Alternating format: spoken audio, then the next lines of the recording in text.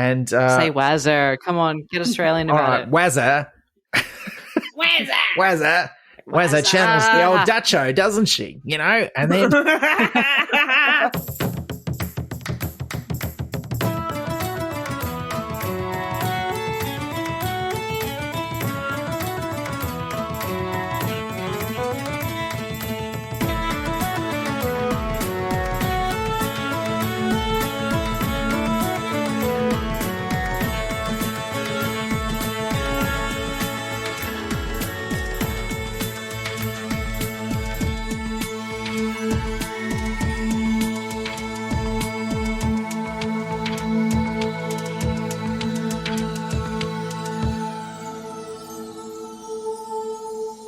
Hi, I'm Elizabeth Flux. I'm Ben McKenzie. Welcome to Pratchett, the monthly Terry Pratchett Book Club podcast. Each month, we discuss one of Terry Pratchett's books with a special guest. This month, we're getting down to business and we're reading Monstrous Regiment. That was a Mulan joke. And our guest is New Zealand writer and performer Freya Daly Sadgrove. Welcome, Freya. Thank you so much. Thank you for having me. For the record, I waved. It's been like 6 years of this podcast and I've forgotten to do audio. Well, it's just for a podcast about books, we are sometimes surprisingly visual. But that's okay. Freya, it's a real pleasure to have you here. You've read this book before and you've read several Terry Pratchett books. Am I right in thinking that? How did you get into Terry Pratchett and the Discworld? So I haven't read several in proportion to how many books Terry Pratchett has written. I've read all I started with Tiffany Aching and I started as an adult, thanks to a dude, which sometimes is how I get into dude stuff. I feel like Terry's, a dude. I don't know. I wasn't ready for Terry as a child, I don't think, because I wasn't mature enough to accept his covers, which offended my girlish sensibilities. But now I'm a grown-up and I contain multitudes. And yeah, I met this boy who was like one kind man amongst hordes of ones who wouldn't have introduced me to Terry Pratchett, if you know what I mean. So he was like, I think you're really gonna love this, because I really love Diana Wynne-Jones. Yes. And sort of children's fiction generally, and I, like, Diana is my hero. So I kind of got him to read a bunch of Diana and he got me to read Terry. And I love Tiffany Aching. I think she was the perfect avenue in for me. I can't remember what order Monstrous Regiment came, but I think it was the first one I read after Tiffany Aching. So like, I didn't even really know Vimes or anyone. So it was quite it was really cool to reread this. I had a really reready experience, because obviously it's so, once you've read it, you know the thing about it. So yeah, it was really nice to come back now and read it. Like, can't be 10 years ago that I read it first. But I don't know, I really love a reread. I'm a big rereader. So my favourite book I've read about 15 times, and I definitely feel like I could read this one lots more times and still get more out of it. So what is that book? Yeah, we can't let that comment go past. What is your favourite book? Howl's Moving Castle. Oh my God. So I was going to say Howl's Moving Castle is one of the ones that I've read the most times. Well, not 15, but it is very rereadable, and there's things that you don't understand in the first few reads, and you're like, oh, they're jeans. That's what's happening. Yeah. Oh. They're freaks you. They're wearing jeans. Yeah, man. There's more every time. In fact, I've actually probably read it more than 15 times, because I first read it when I was 8 and I'm now 31. And there's definitely been, usually I read it once a year. So actually, that's many times. I'm not doing that. That's heaps. That's great. But I reread Diana Wynne-Jones a lot. Howl's Moving Castle. What a beautiful work. And she shares something with Terry Pratchett. I don't know. They're not similar to me, but they share I don't know. Yeah. You know what I mean? Yeah. They feel like they're symbiotic. Also, were they friends? I think they knew each other. Yeah, we've wondered about this on the podcast before. They definitely did know each other. I don't know if they corresponded or anything, but we found a panel like from some sci-fi event in the 80s My God. that both of them were on talking about fantasy stories, chaired by Neil Gaiman. So it was pretty amazing fun. So I'll send you that link. Well, I'll put it in the episode notes as well. But also, I think they definitely spoke. Yeah. And there's a certain sensibility that they seem to have in. Yeah. The questions that seem to go through their work. I don't know. There's definitely parallels. And the humour of it as well.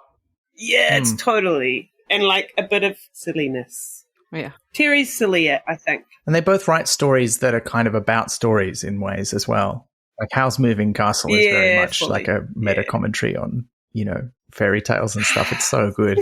And there's a lot of stuff like that in Pratchett too. I love it so much. And Homeward Bounders, like that wouldn't seem out of place, like just slotted into the Discworld somewhere. Like, yeah, fully.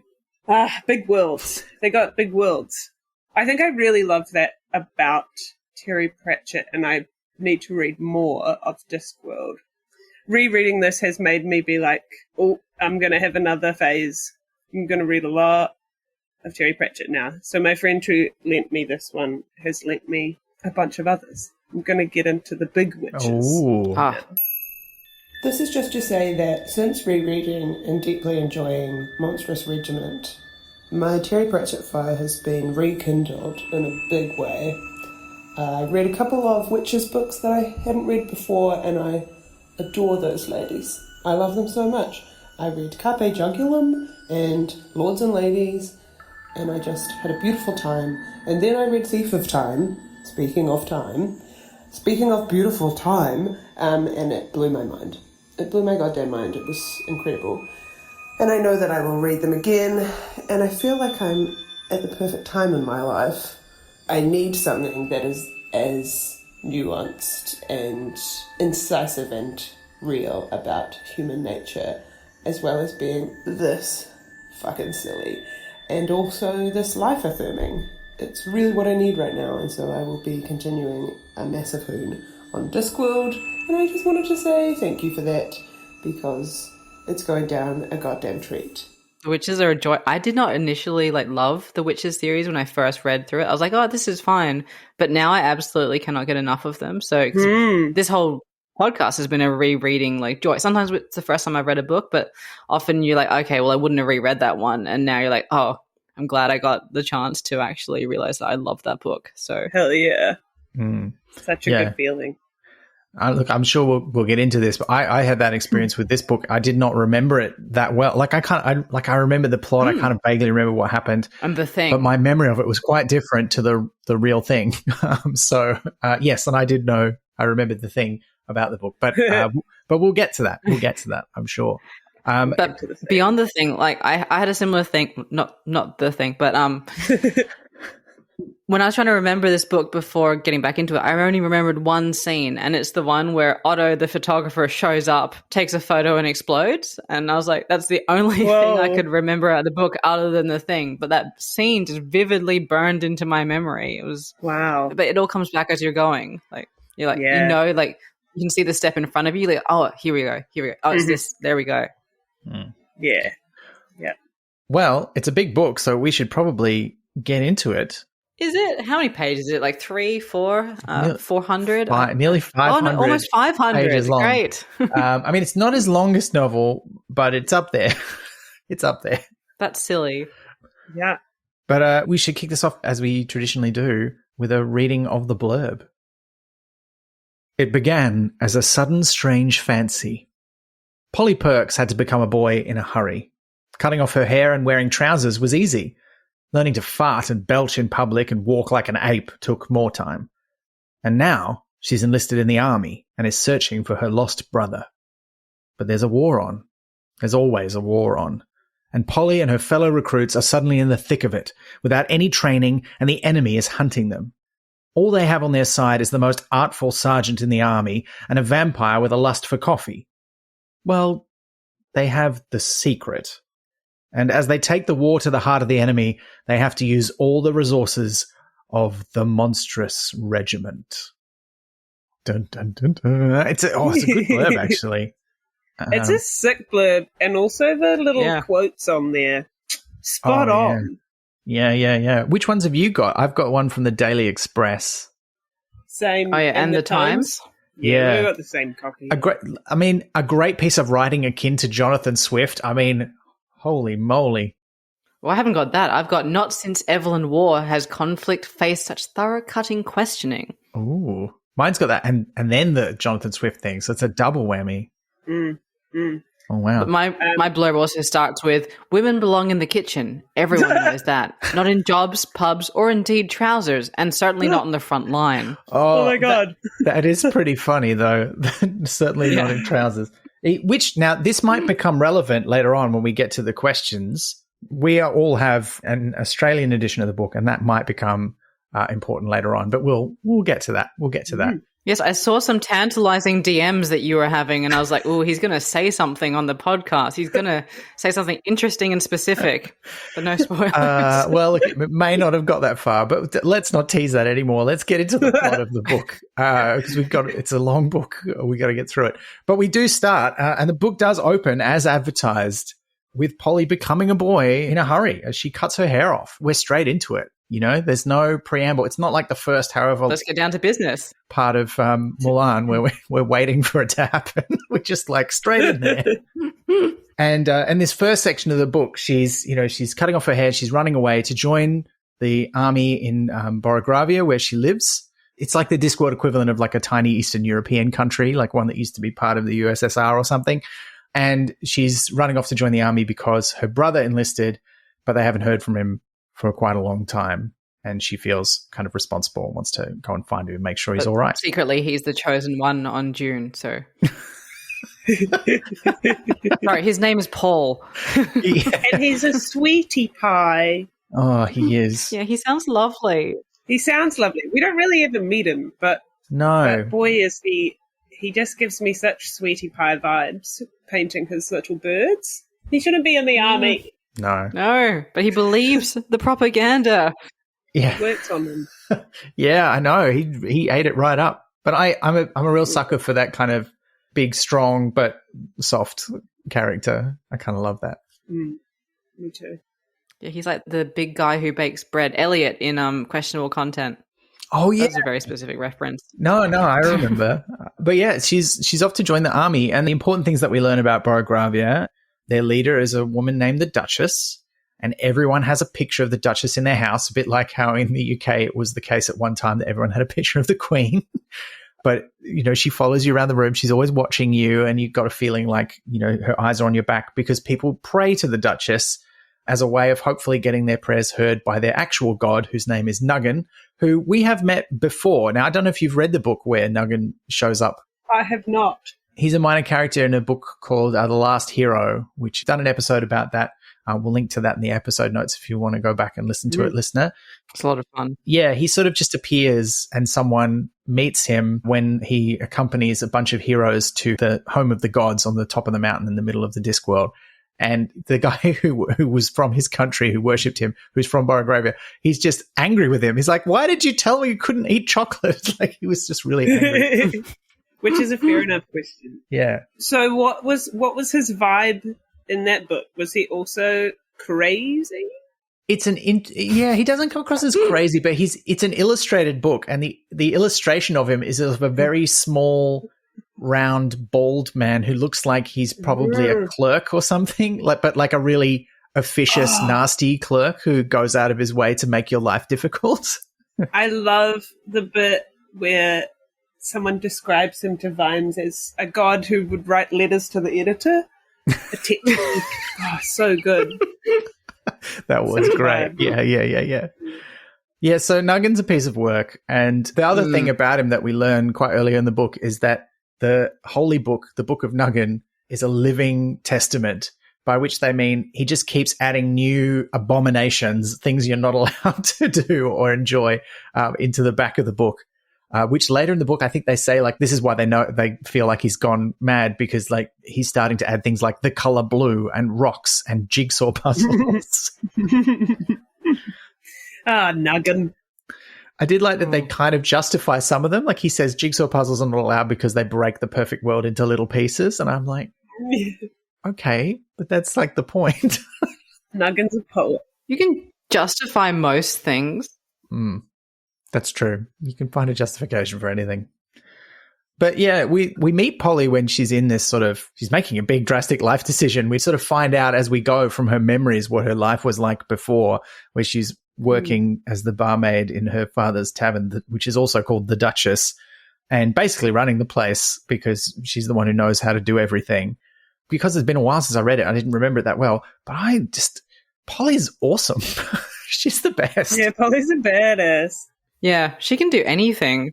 Yeah. But at the same time, is this like her first real decision she's ever made in her life? Because she's got that like wary like Nuggin stuff in the back of her mind that she hasn't like believed in him since like she had her experience. Like we can say it now, like when she was young, she saved up to get paints for her sweet older brother, who she basically is an elder sister to, because he's got talent at painting. He paints a bird that's an abomination unto Nuggin, and their mother burns it. And from that point onwards, she's very sus on Nuggin. She's like, I don't really believe in a god who would do something like this and also would kill my mother. Like, it's just so she's had that moment early on, and yet her life is shaped both by this Nuggin religion and the fact that her country is always at war, like always at war. So as a woman, she cannot inherit the pub that she really should get and wants to have. Her only options are to sort of run it quietly while her brother like is the front man, which she'd be happy with, or find some chump to marry and have him own it while she runs it. And she really is not on board with that option. She doesn't even entertain it for a second. And then her brother gets brought in by propaganda. Her dad is gone. Like, what's happened to her father again? No, he's still around. He's hanging out with a widow. He's okay. Yeah, that's right. He's having some jolly times with the widow. Times. But she's very pragmatic about that. I think this is one of the early things that made me really shine to her, is that she wasn't like, I can't believe my dad is seeing another woman. However, she was cool. Because apparently her mum's been dead for a while at this stage. And she's just like, she's like, yeah, stay. There's that great line where she's like, her mother's death and Paul's long absence had taken a lot out of her father, and she was glad some of it was being put back, from what he was getting out of the relationship. And I'm like, that's great, Yeah. Hell yeah. I did feel like she's a bit of there's some characters that you feel are very much like Pratchett's way of thinking. Like they think the way he thinks about the situation. I got that feeling with Polly. What did you think about that? Well, I mean, Pratchett's awesome and Polly's awesome, so I can see that parallel already. But I mean, since the whole book is a commentary on war is crap, but let's figure that out through a personal lens, a personal story of someone who's not on the side that we normally see these books and these perspectives from. I feel like it is Terry Pratchett talking through a character, but at the same time, it's not, because he's sort of... There's a lot of imagination in this, because he is sort of going out of his normal book comfort zone. Like, it's not his normal go-to characters. It's not his normal go-to type of character. So, yes, while there's a lot of his opinion in there, and I think he spreads that out through the whole regiment in a lot of ways. I think he was like, what's the most kick-ass woman I can create? Here's Polly, and how will we tell this story of war? And then his opinion is scattered out throughout them. Can I ask, what is his typical character for you guys with your extensive knowledge, if Polly isn't? I'd say Vimes is a go-to for him. Yeah. And he's in there, but he's not the primary. So like, it would have been more comfortable to make him the primary character. Yeah. Maybe, but... I mean, Polly, she's a new character that he's invented just for this book. And interestingly, this was the last of the standalone books that wasn't, part of a series that had other characters. Like, he did invent some new characters after this, most notably Moist von Lipwig, who comes through in Going Postal and the other two books that he's in. And if you haven't read those, I think you'll like them. Yeah. I would say so too. But I actually, I slightly disagree with you, Liz. I think that Polly is very much the kind of character, or one of the kinds of character that he really likes to write, because I think she does have some things in common with, say, Tiffany Aching or even Granny Weatherwax. Like, she's very practical, she's very no-nonsense, and she's very competent. Like, out of all of the people in her regiment, like, she's the one who's really thought about, how do I get away with this thing that I'm doing, like this deception, and really thought, like, she's got the fake razor that she can use so she can pretend to shave. When she leaves to get recruited, she doesn't just go to the recruiters outside her own inn in her own town. Like, she sneaks away to another town over the river so that nobody knows where she's from or recognizes her. Like, she's really thought about it. And that comes through, I think, in most of the book. And it's one of the things that Jackrum sees in her later on. No, I agree with that. Basically, I don't feel like she's an avatar for Pratchett. I think she's absolutely the kind of character that he writes, and I completely agree with that she fits in the mold of like Granny Weatherwax and Tiffany and Susan. But in terms of him being like a character in the book that's like talking through someone else, I don't think that's her. I think she's like an aspirational creation, and his voice, his opinions are scattered. Yeah, that makes sense. Well, it's not long before she meets some of those other characters, because she sneaks across the river and gets to the recruiters, who are very important characters in the book as well. So the recruiting sergeant, and look, this is unfortunately a trope that Pratchett, even this late in his career, so this is book 31, if I remember rightly, and it comes in between the first two Tiffany books in terms of the order in which they were written. But even by this stage, he's still like, he's very careful. Like, he's really learned to embrace all kinds of people and not like, reject anyone, and nobody's evil. But he just cannot stop making fat jokes. He just cannot. He can't. He just cannot. And it's so unnecessary. Yeah. It's not important to the character, and it's being used as a punchline. It's uncomfortable. I mean, there's moments where, as like a visual character trait, I'm like, okay, good. Like, it makes Jackrum distinctive. I've got no problem with that. And they're big and strong. Fine. But then it's when the jokes come in that you're like, that's a bit much, Terry, come on. But we unfortunately know this about him from other books that we've read. It's just a real blind spot for him.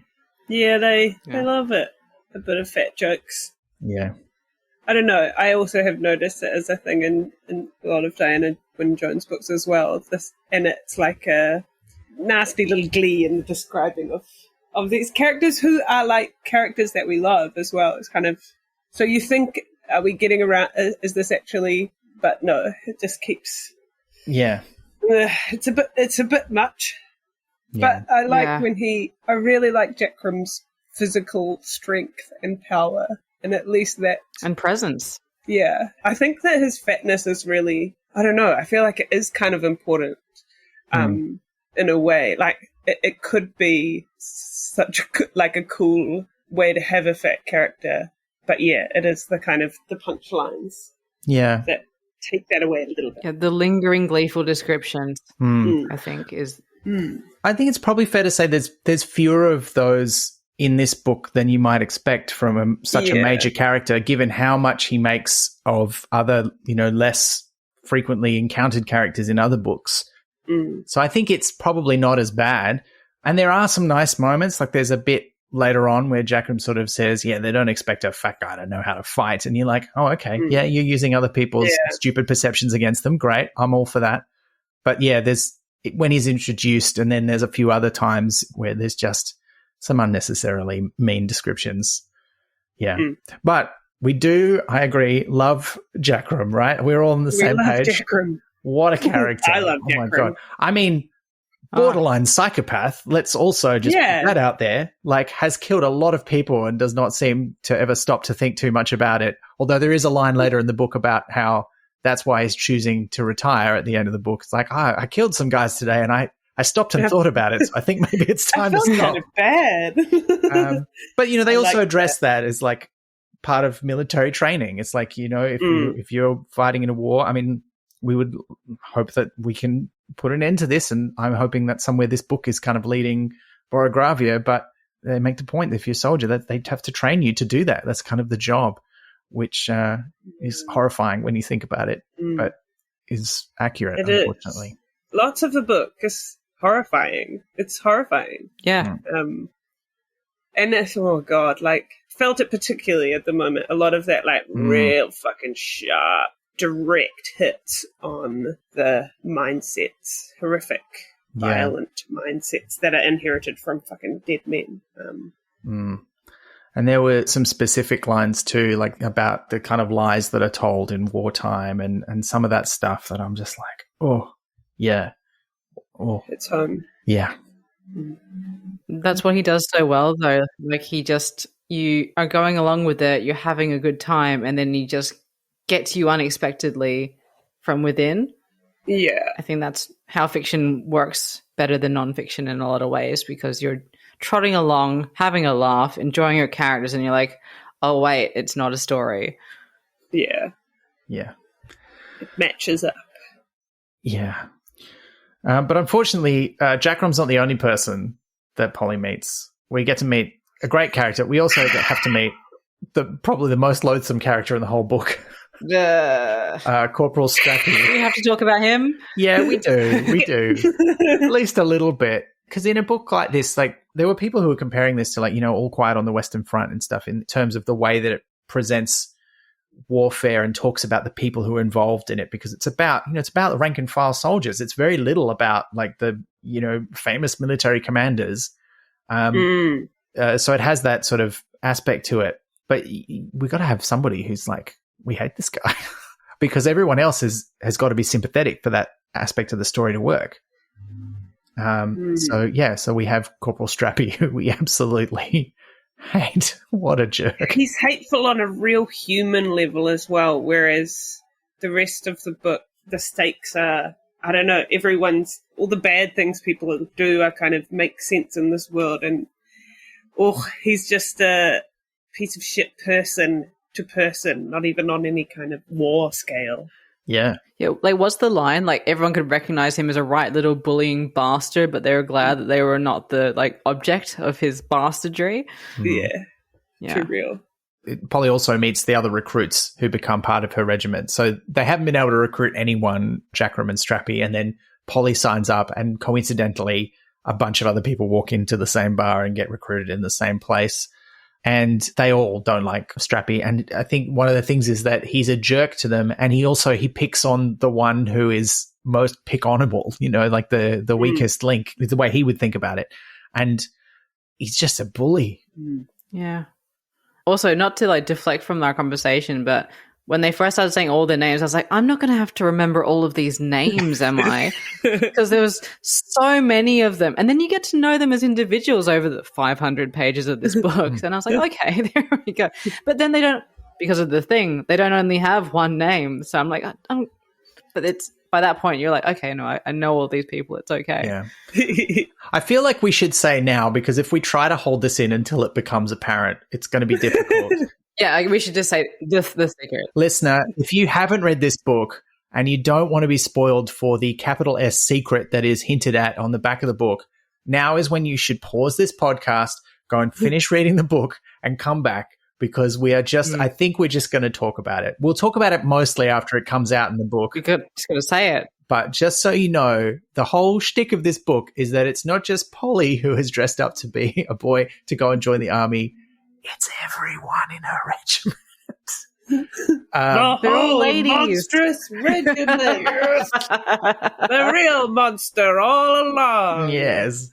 Which is a reference. Was being women. We're all aware of the reference, the hideous blast of the trumpet of the Monstrous Regiment of Women, which was like a pamphlet that went around. I'll put a link to this in the episode notes. I don't know this. I certainly was after I read the Wikipedia article 10 minutes ago. Yeah. But yes, you tell. Well, this is one of those things, like, one of my favorite kinds of posts that you see on all the Pratchett forums is somebody reads a Pratchett book and then they're reading something else and then they go, wait a minute, and then they look it up and they go, that's a real thing that he's talking about. He's done this research. And it happens all the time because he did so much research. And, like, this is one of the most heavily researched of his books. There's an interview that I'll put in the show notes, listener, but we've linked to before, from one of his last trips to Australia. He did an interview with the Wheeler Centre. And he talked about, among other things, researching Monstrous Regiment. And he talked about all the time he spent in little bookshops in London that were run by ladies who liked other ladies very much, was his description of them. And researching, like, all these women who joined the army and all this stuff. And you're like, this is great. Like, he really went all in for the research on this book. I've often said that it seems like he just was sort of a general research monkey. Like, any interesting fact, he'd just hang on to and go, I'll find a spot for that in a book later. But this one, it really feels like he specifically researched all things about, like, what are some of the terrible things that happen in war? What's the soldier experience like? You know, how many women went in how many different militaries and how far up the ranks did they get and all that kind of stuff. He really sort of put a lot of effort in specifically for this book. Yeah, so the thing is, there was a pamphlet and it was titled, and I'm going to mangle the title, but it's something like The Dolorous Blast of the Trumpet of the Monstrous Regiment of Women, and it was like a pamphlet against women's suffrage. I forget where, I think in the UK, and that's where the title comes from. Upon my soul, I was close to correct. The pamphlet was actually the slightly less dramatic The First Blast of the Trumpet against the Monstrous Regiment of Women. Note the alternate older spelling of monstrous there. It was published in 1558 by John Knox, a preacher and leader of the Protestant movement in Scotland. This was well before the notion of women's suffrage. He was actually railing against female monarchs. Here, regiment is closer to regimen, meaning rulers rather than a group of soldiers. Knox fled to Europe as his views were considered heresy. Scotland and England were ruled by Mary, Queen of Scots, and Elizabeth I at the time, but he was eventually called back in 1557. He got as far as northern France when he discovered his invitation to return had been cancelled, and in frustration anonymously published The First Blast, in which he argued that female monarchs were repugnant to nature, a contumely to God, that means it was insulting behaviour, and the subversion of good order. He had plans for 2 sequels, a second and third blast, but the first was so unpopular, he never wrote them. That's so great. Yeah. Every time you think you can't love it more, this book just like delivers something new. Yes. It's good. That's very satisfying. And I do like that he doesn't, like, in the context of the book, that is not why they get called the Monstrous Regiment. They get called the Monstrous Regiment because amongst the people who join up in the regiment are a troll, are not people, and a vampire, and an Igor. I love that. I mean, look, anytime there's vampires and trolls and Igors, I'm all about it. I love those guys. It makes me sad that I don't know any. I do love each of them very much.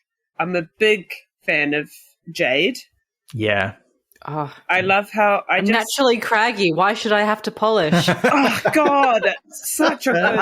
Oh, I just was delighted. I don't think about that in the shower all the time. Yeah, it really resonated. Made me feel better about my prags. What a great lady. I love her. And also, I haven't met an Igor in another work before. So I Igor Igorina. Love that they don't lisp. Yeah. Well, I mean, when in character as Igor, does lisp. But it was clever writing. When I first read it, I was like, she's missing some lisps. Like, this isn't consistent. And then I was like, Terry. How clever. I see. Yes.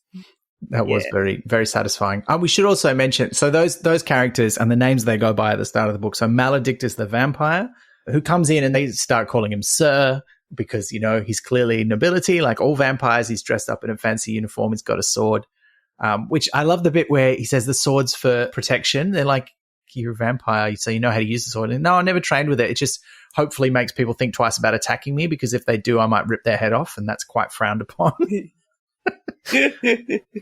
Because they are a black ribboner, so which is the thing where vampires give up blood and instead they develop an insatiable need for something else, which is great. I love that Maledict loves coffee. I'm sorry, like, Ben, you live here too. Like, Freya, you live in New South Wales now, but I could not help being like, oh, well, Maledict, he's from Melbourne, obviously. His whole vibe is Melbourne. I'm like... Yeah. He lounges. I gotta get my special beans. His special little machine. Oh. Yeah. He wears all black. He's very suave. Like, as in, like, this is not describing me because I'm from Adelaide. But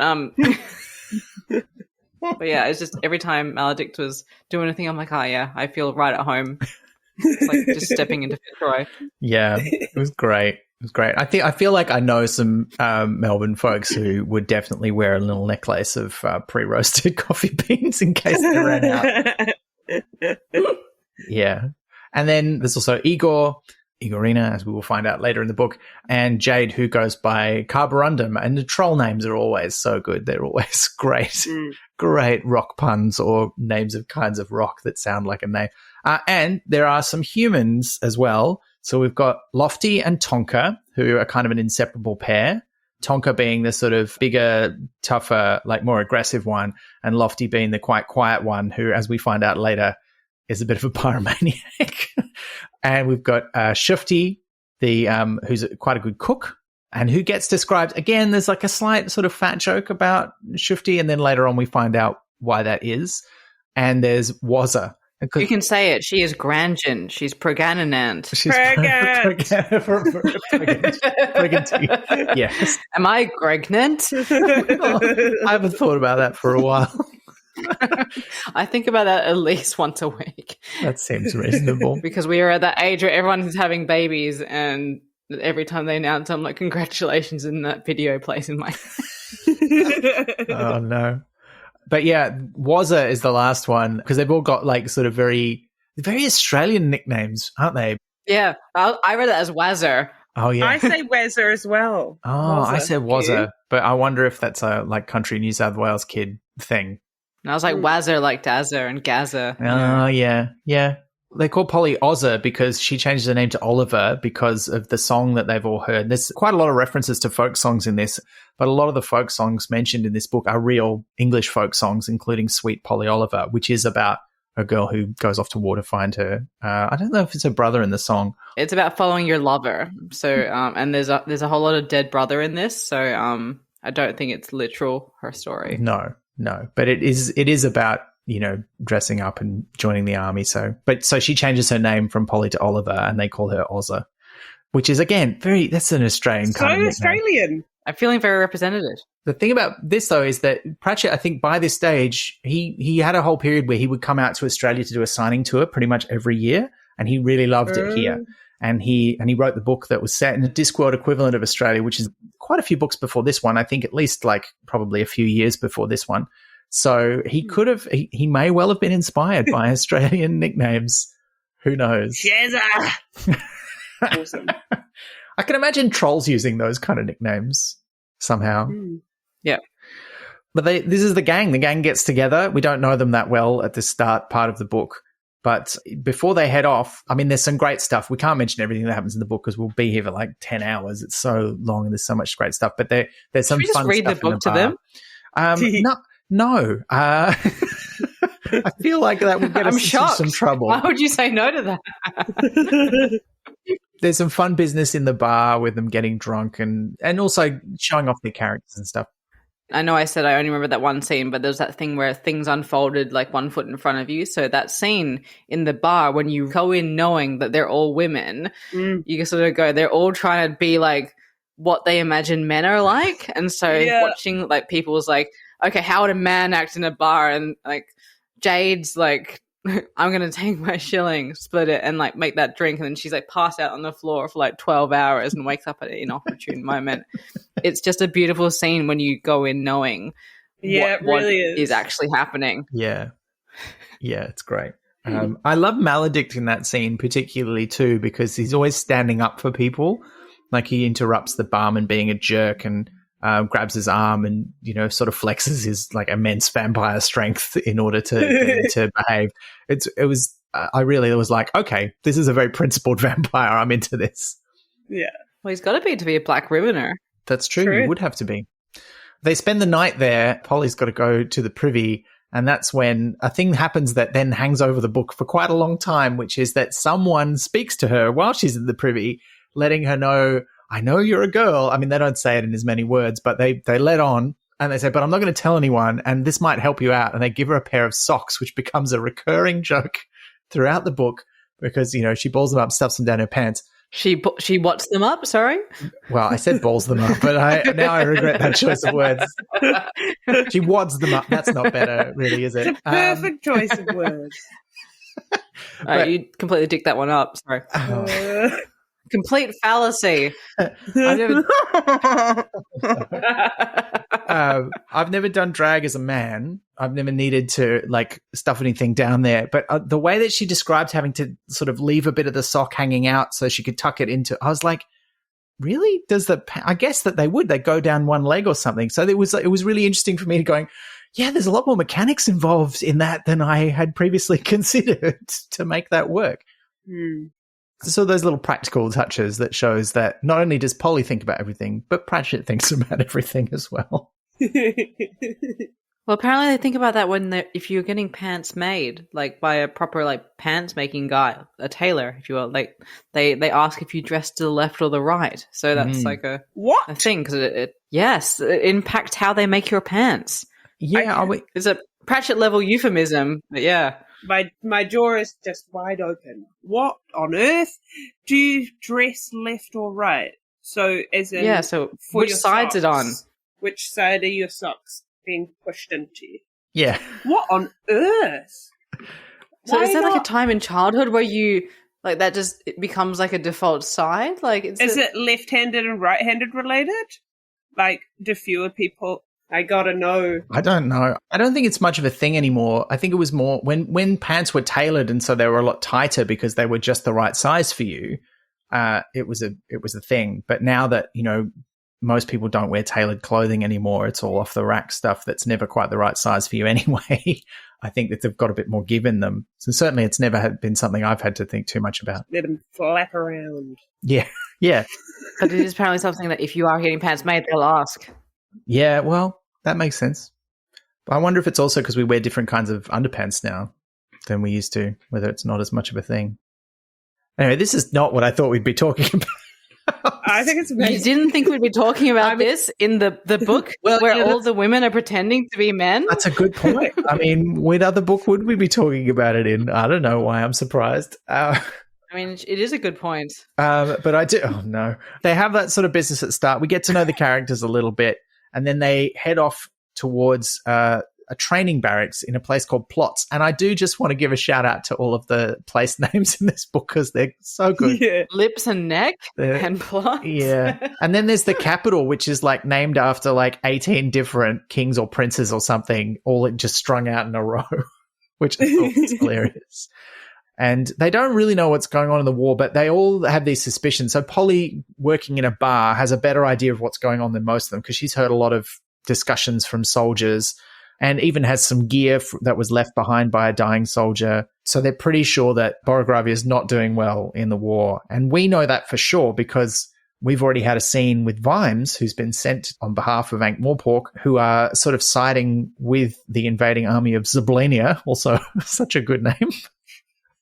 And they're mainly siding with them because one of the things that Nuggin has declared an abomination are Clax Towers. And there was a line of Clax Towers going through Borogravia and they burned or dismantled them all.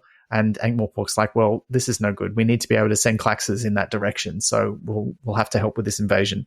So he's there. And that was a big surprise to me that he turned up so early in the book because my memory of Vimes in the book was that he wasn't in it very much at all, like hardly at all. I mean, and he's not in it that much. Like if he's in 2% of the book, I'd be surprised. But my memory was that they're on a battlefield somewhere and they just run into him and he says something and then buggers off.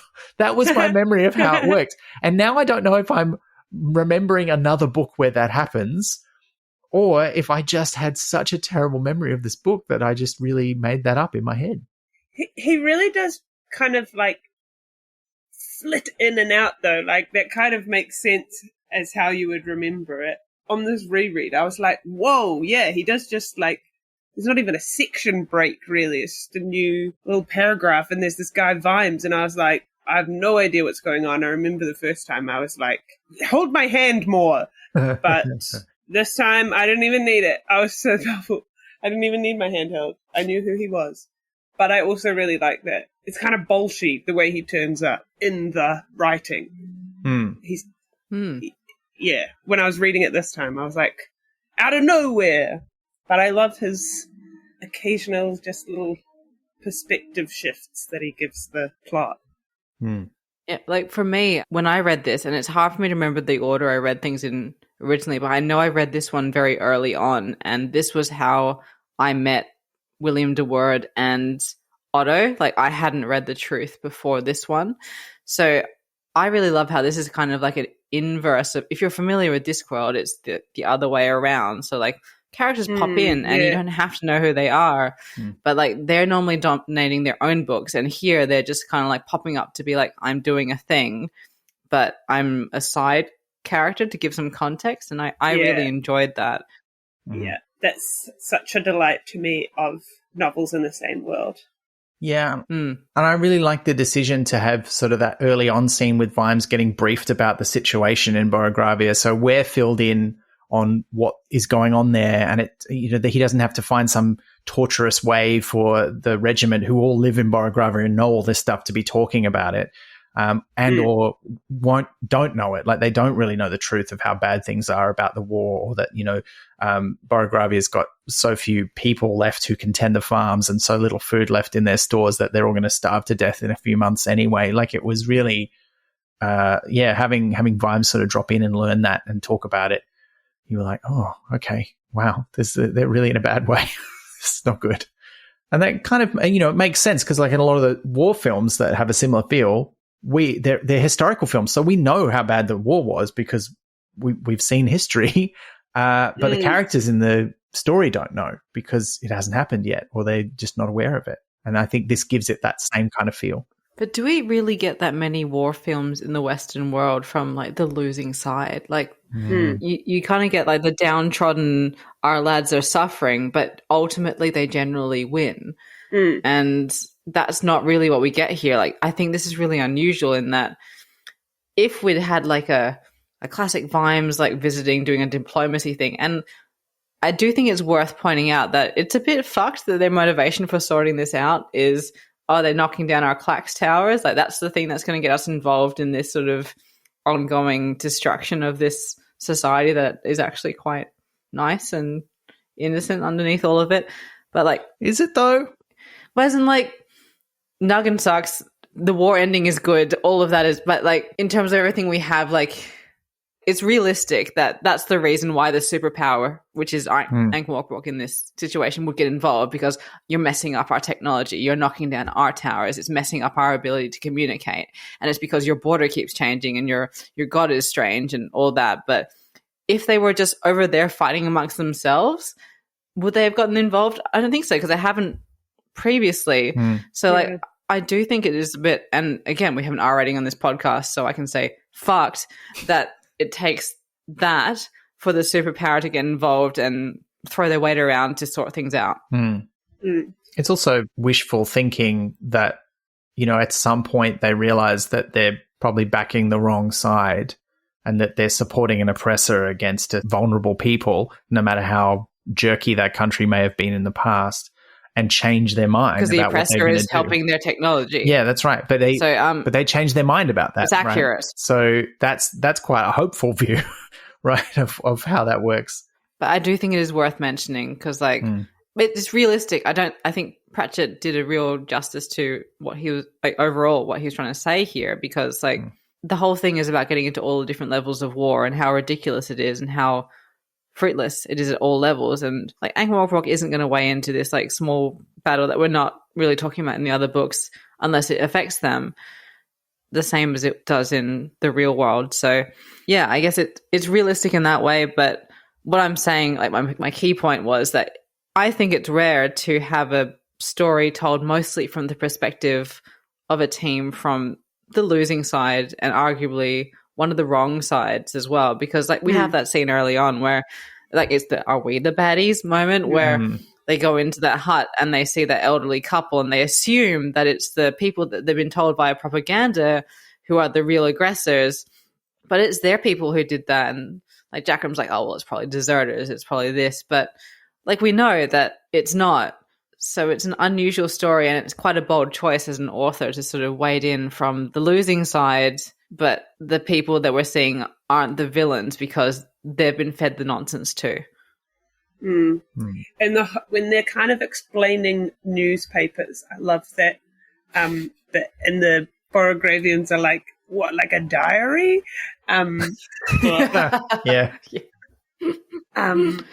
But yeah, the thing of them being like, have you ever heard of human interest, and how this clucky little group might turn the tide of the war because people are finally interested in something because they haven't been interested in this huge, terrible war for so long. They hit horribly.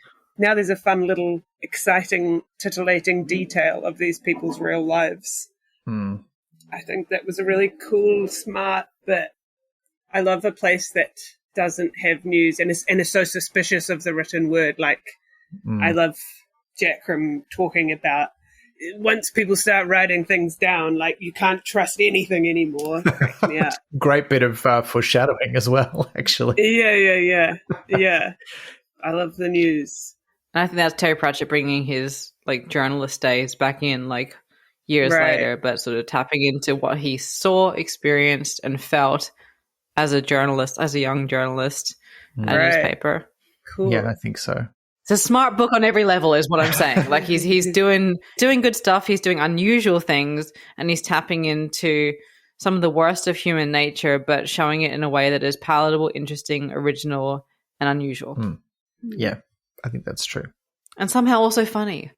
Yeah. When they get to plots, the great name of the place, they find out some pretty shocking things. First of all, they get a much better idea of how bad the war is going, because on the way there, they see a bunch of refugees escaping from the front. They see a bunch of soldiers coming back who are wounded, and Igor insists on trying to do something to help them. But then when they arrive, they see that there's no other recruits there. They're the only ones. And it becomes apparent that they are the last volunteers to join. There's no one else to join the Borogravian army. This is it. They're the last new regiment. And what's more, there's no equipment left. There's all those great scenes with Three Parts, the quartermaster, who's got 3 Parts that I love so much. Oh, I'm sorry, what a great character. I love spin-off book, please. Yeah, read it. No, I love prequel, sequel, everything. And yeah, just that, he's got stuff, there's that great bit where he has got some better stuff stashed away, but it's not really much better. It's it's better, but it's worse. Yeah. It's the bits of armor that were better, but they've all got holes in them and you're going to have to repair them. Yeah, that was great. But there's no real gear. There's very little food left. They're eating horse bread and scubbo. Scubbo. A terrible thin soup made from whatever they can find. And they meet their new officer, who's pure scubbo is just water. Some beautiful term. It's like homeopathy. It's scubbo is Reader, we are 90 pages into a 500-page story. It's so much. Homeopathy? Yeah. But it is. It's like that. But scubbo is the food version of homeopathy. And that's how they bust Shufti, as a woman, because she is cooking. She cooks too good. Yeah, she cooks too good, and she wants to put the very special sherry onto the cooking, and then she says sugar instead of a spicier word. And she's the second person. Figures it out. Yeah, she's the second person that Polly figures out is also a girl, because she also catches. And Polly doesn't figure it out. Polly has to keep being told initially. By Melody. No, I'm sure she figured out Shufti, didn't she? I feel like she doesn't want to know. She doesn't want to believe it. But it's Maledict who takes her aside and is you ever hear a man say sugar? Oh, yeah. Yeah. And then she's like, well, yes, I did notice that. But I thought surely it's just really well brought up, maybe. But she has also, before that, she's also found out Lofty, because she happened to stumble upon her while she was in the bushes. And she thinks... Yes. Lofty, and of course she's followed her boyfriend Tonka into war. So heteronormative. Yeah. And they kind of they shy away from it a bit. Later on when she finds out that Tonka is also a girl, she's like, but wait a minute, huh? And she does have that kind of... Then Melbourne Maledict is your world is opening up, isn't it? So Maledict's you'll get it. And then when they tell Blouse, towards the end of the book, Polly just says, don't go there. And you're like, what do you mean? What, don't go there? That was funny. Yeah, that was a funny little... I thought about that moment. Just let them be in love. Come on. What's wrong with you? Yeah. Yeah.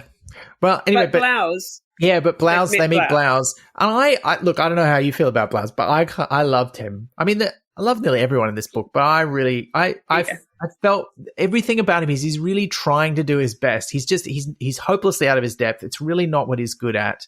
And yet there are moments where his talents shine through and he really does try to use them both to look after his regiment, but also to do his job and try and win the war on behalf of his side. And so he's got that thing of being sort of hopelessly ridiculous, but also very competent in certain weird ways. His heart's in the right place. I feel like if I were a character, unfortunately, I do feel like I would be Blouse. Yeah. Like 100%. I feel like I have secret, like I'm useful in other ways. That's how I feel about myself in this life, and I feel like that's how Blouse is. Yeah. Yeah, his heart's super in the right place. And he learns his lessons. Yeah. Which I love in a man. Yeah, I have respect for Blouse. Yeah, he's such an idiot, but he's a very smart idiot. Yeah, he's kind. He is. Oh. Yeah, he's a sweetheart. He's kind, but he's willing to unleash when people wrong his guys. Which makes me respect him more. That's true. I think, he really comes through when he's having the interview with William de Worde. Like, I think he really comes across as very strong there. And there's a couple of times where he stands up to Jackrum and sort of says, no, this is how we're going to do it. And he's right about that in that moment where you're like, oh, yeah. But the rest of the time, you're like, what are you doing, mate? Come on. Bro. Yeah. He turns up and he sort of announces that I'm going to be your new commanding officer. You're our regiment. But we need everyone to get into the fight. So, Strappy, you're going to be joining us at the front. And he pisses himself, which was very satisfying. Quite literally. Look, yeah. I'd like to emphasize, like, it's, thank you, Terry Pratchett, for that. Yeah, that was great. But also, he gives Jackrum his discharge papers. He's like, you've been serving in this army for so long. It's time for you to retire. And Jackrum's like, what? No, I don't think so. There's that great bit about people have tried this before, like he's supposed to have been retired before, but nobody else has dared to actually give him the papers and say, go home. So that was kind of amazing. And it's part of this part of the book, and then several other things that happen after it kind of really ramp up the idea that Jackrum is this huge, like, legend of the army of Borogravia. Like, he's met everybody, everyone's heard his name. The enemy are all frightened of him because he's been around for so long and he's been part of so many big battles. Yeah, I kind of liked that as well. Yeah. Yeah, he's like Gandalf. He's got lore. Yeah. But Strappy, being scared shitless or pissless, as the case may be, or both. Or both. We don't know. That's true. He absconds in the middle of the night, having stolen stuff from all of the regiment and smashed Maledict's coffee machine, which is what a jerk. What a bastard. I know, he doesn't even steal it. He's a small man. He's a small man. Yeah, he really is. Yeah, I would absolutely interrupt his fruit platter, or whatever the euphemism is. I would Prince Heinrich him in a moment. Yeah. Yes. The Heinrich maneuver is what we should call that from now on. Yes. Yes. There we go. Very good. But this is where I love that there's so many layers to this book, just like there's all these layers of disguises as we get further in. But it starts here because the other thing that happens while they're here at the barracks is as they're trying to scrape together some stuff so they can get ready to go into the war, a Zablinian patrol arrives looking for them. But Polly is in the bar and is left sort of in there to delay them. So she sort of takes off parts of her uniform and pretends to be a barmaid. At which point the soldiers kind of, are leering at her, and their commander tries it on. So she kicks him in. Well, she does the Heinrich maneuver. She knees him. She knees him. That's right. She knees him in the socks. Yeah, so in the socks. Yes. The media gets it wrong. That's right. They're like, she kicks him, but like it's different if you knee versus if you kick. That's true. But they overpower the soldiers who've come looking for them, and they tie them up. And they find out they were looking for them specifically because they knew this was the last regiment. And they thought, what a great coup for us. If we can capture the last regiment, then we can just invade and we don't have to worry about anything. but they get the better of And they were them. looking for a photo opportunity as well. Is part of the point? Like they had like liaised with the media, being like, "We're gonna do you a nice photo op of us like just getting these little lads." Yeah, but that's not what the photo is of, because they tie them up in the nude and leave them in the inn. Nude with a double O. Yeah, they all say it like that, don't they? Again, a bit Australian. Because it's funnier. Although I guess it would be more Australian to say nutty, wouldn't it? I love nutty. Is that Australian? Nutty. Yeah, I think, yeah. Well, where I grew up, people would say that sometimes. Yeah. Cute. I grew up in a British Chinese family, so we would say naked. And only naked, you would use no other word for that state of affairs. Whilst fully clothed, we would say naked. Yes. But the important thing about this is these people that they leave tied up naked, their commanding officer is not who he says he is. He is Prince Heinrich, the leader of Zablenia. And not even William de Worde realizes this until after the photo has been sent back to Ankh-Morpork. Although Vimes knows because he intercepts the news. Yeah. And also because he's the best, like, investigator in the universe. Well, that's like, true. I'm hesitant to say the best policeman in the universe because police, but he's separate to that. So, Yeah, that's true. And he's not acting as a police officer in this book, so that's nice. We don't have to think too much about that. Well, he's like a weird diplomat detective, so, like, we'll go with that. Yes. It does seem slightly weird. Duke diplomat detective. Yeah. He's a very specific kind of diplomat. He only gets sent on these diplomatic missions when Vetinari's like, I need some diplomacy, but it's diplomacy that's kind of like a murder mystery. Can you go? Who does Vetinari send for his normal diplomacy? It's a good question. I have Himself. no idea. Yeah, I mean, he would probably like to do it himself, but he doesn't really leave the city. So hard to say. So they get out of this situation. They keep going, not knowing that they have kneed Prince Heinrich in the balls, in the socks. I'm sorry. And they continue on to the front. But as they're on the way, Polly realizes that everybody except Blouse and Jackrum and Maledict are all girls, or at least that's what she thinks at this stage. And she thinks, oh, Lofty and Tonka are together. And she also finds out that Lofty and Tonka and Wazza were all in the girls' working school. Which was foreshadowed.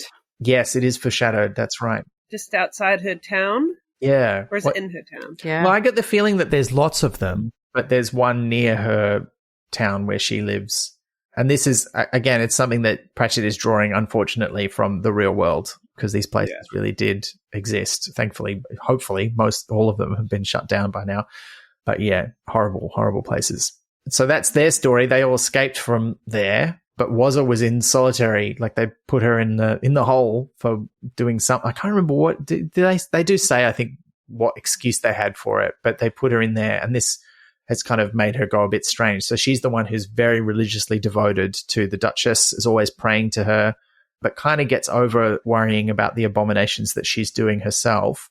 Well, it's because the Duchess gives her an out, because the Duchess has sent her on a mission, and she says, "No abominations you do on my mission count as abominations because you are on a holier level than this." She's got an what's the word? An indulgence. But it's a fascinating look. Like, if you put multiple women in this abusive situation, what are the different ways that people will cope? Yeah. So there's the way that you can find each other, and the two in a relationship are very different from one another, but they found each other and they have solidarity in that, and that's beautiful. But Wazza or Alice, she goes in a different direction. Polly's seeing them holding hands in a way that she doesn't know how to be around because it's such desperate holding. That connection that they have through a shared trauma, something that's too big for Polly to be able to deal with. I don't know. I thought that was, I love that. Yeah, the description of that really, that was like an arrow in the heart. That was really full on. They need each other. And it's beautiful context because Polly is our protagonist, or Ollie is our protagonist. So we feel her feelings first and foremost. She's there to find her brother. She wants to get control of her inn. She wants to go back to her life. But around the edges, we've seen that there's this home for women who are not good enough or who are bad, and that you'll be sent to if you're not a good enough woman, and she's been warned about that her whole life. And finally she's thrust into this situation where she's around those women and they are normal and good and living lives, and so we don't actually realize how privileged Polly's life is until she talks to them one-on-one and sees like how bad their existence has been. Except she has, because she's had them come in from this home to work at the inn, and they last a few weeks or a few months, and you never learn their name, and they go back. And she slowly, across the course of the book, learns what's happened to them as they've been billeted out to these different places. And yes, it's great if they end up at the inn, even if they're quiet, but there's so much worse out there for them. And it shows through these three characters how bad it can get and what it does to a person. And I think it's very elegantly done. It is. By Pratchett. The ways that you find out what's happened to them, they're real fast, like really quick, like small bits of this big book, like one page where you find out the worst stuff that's ever happened to Lofty. And I feel like that is really affecting. Like it can almost only be dealt with in that really fast way. It can only be like quickly reported, and also that kind of within the kind of the way the book works as well. It's just like a shot in the ribs that you just know this horrific thing is part of the context of this like big sort of silly farce. I don't know. It's those bits really, really affected me. Yeah, and I hope it's not too like audacious or I don't know the right word to say. That is the way that women talk about this stuff to each other. Like at least in my experience, you will be chugging along in your conversation. Someone will throw something in and then continue along. Yeah. And you will suddenly get this huge piece of context to their life story. But by the time you're registering it, they'll have moved on to something much lighter. And so I feel like he's nailed that in this book really well. During the start of it was interesting rereading this and being more aware of this time. But like, I would get a little bit annoyed sometimes with kind of how simplistic the kind of gender differences are and are kind of played with. Like, lots of time is given to like how it's difficult to fart, which made me be a little bit like, but is it really? I love to fart. Sorry. But, yeah, exactly. Like, it's one of the great pleasures in this life. But like, so, but then I was thinking about it so much reading it that like, that it's almost like a trick, because then it just gets so much deeper at the end in really surprising ways that are really not that superficial men do this, women do this thing. And so my annoyance that I definitely had the first time I read it, but I had a total different view on it the second time, and then like when you get those real true bits that are, I don't know, I don't know exactly what I'm saying, just that it's real clever when you kind of realize he's annoying you in these ways in a very calculated trick. Yeah. He's smarty. Yeah.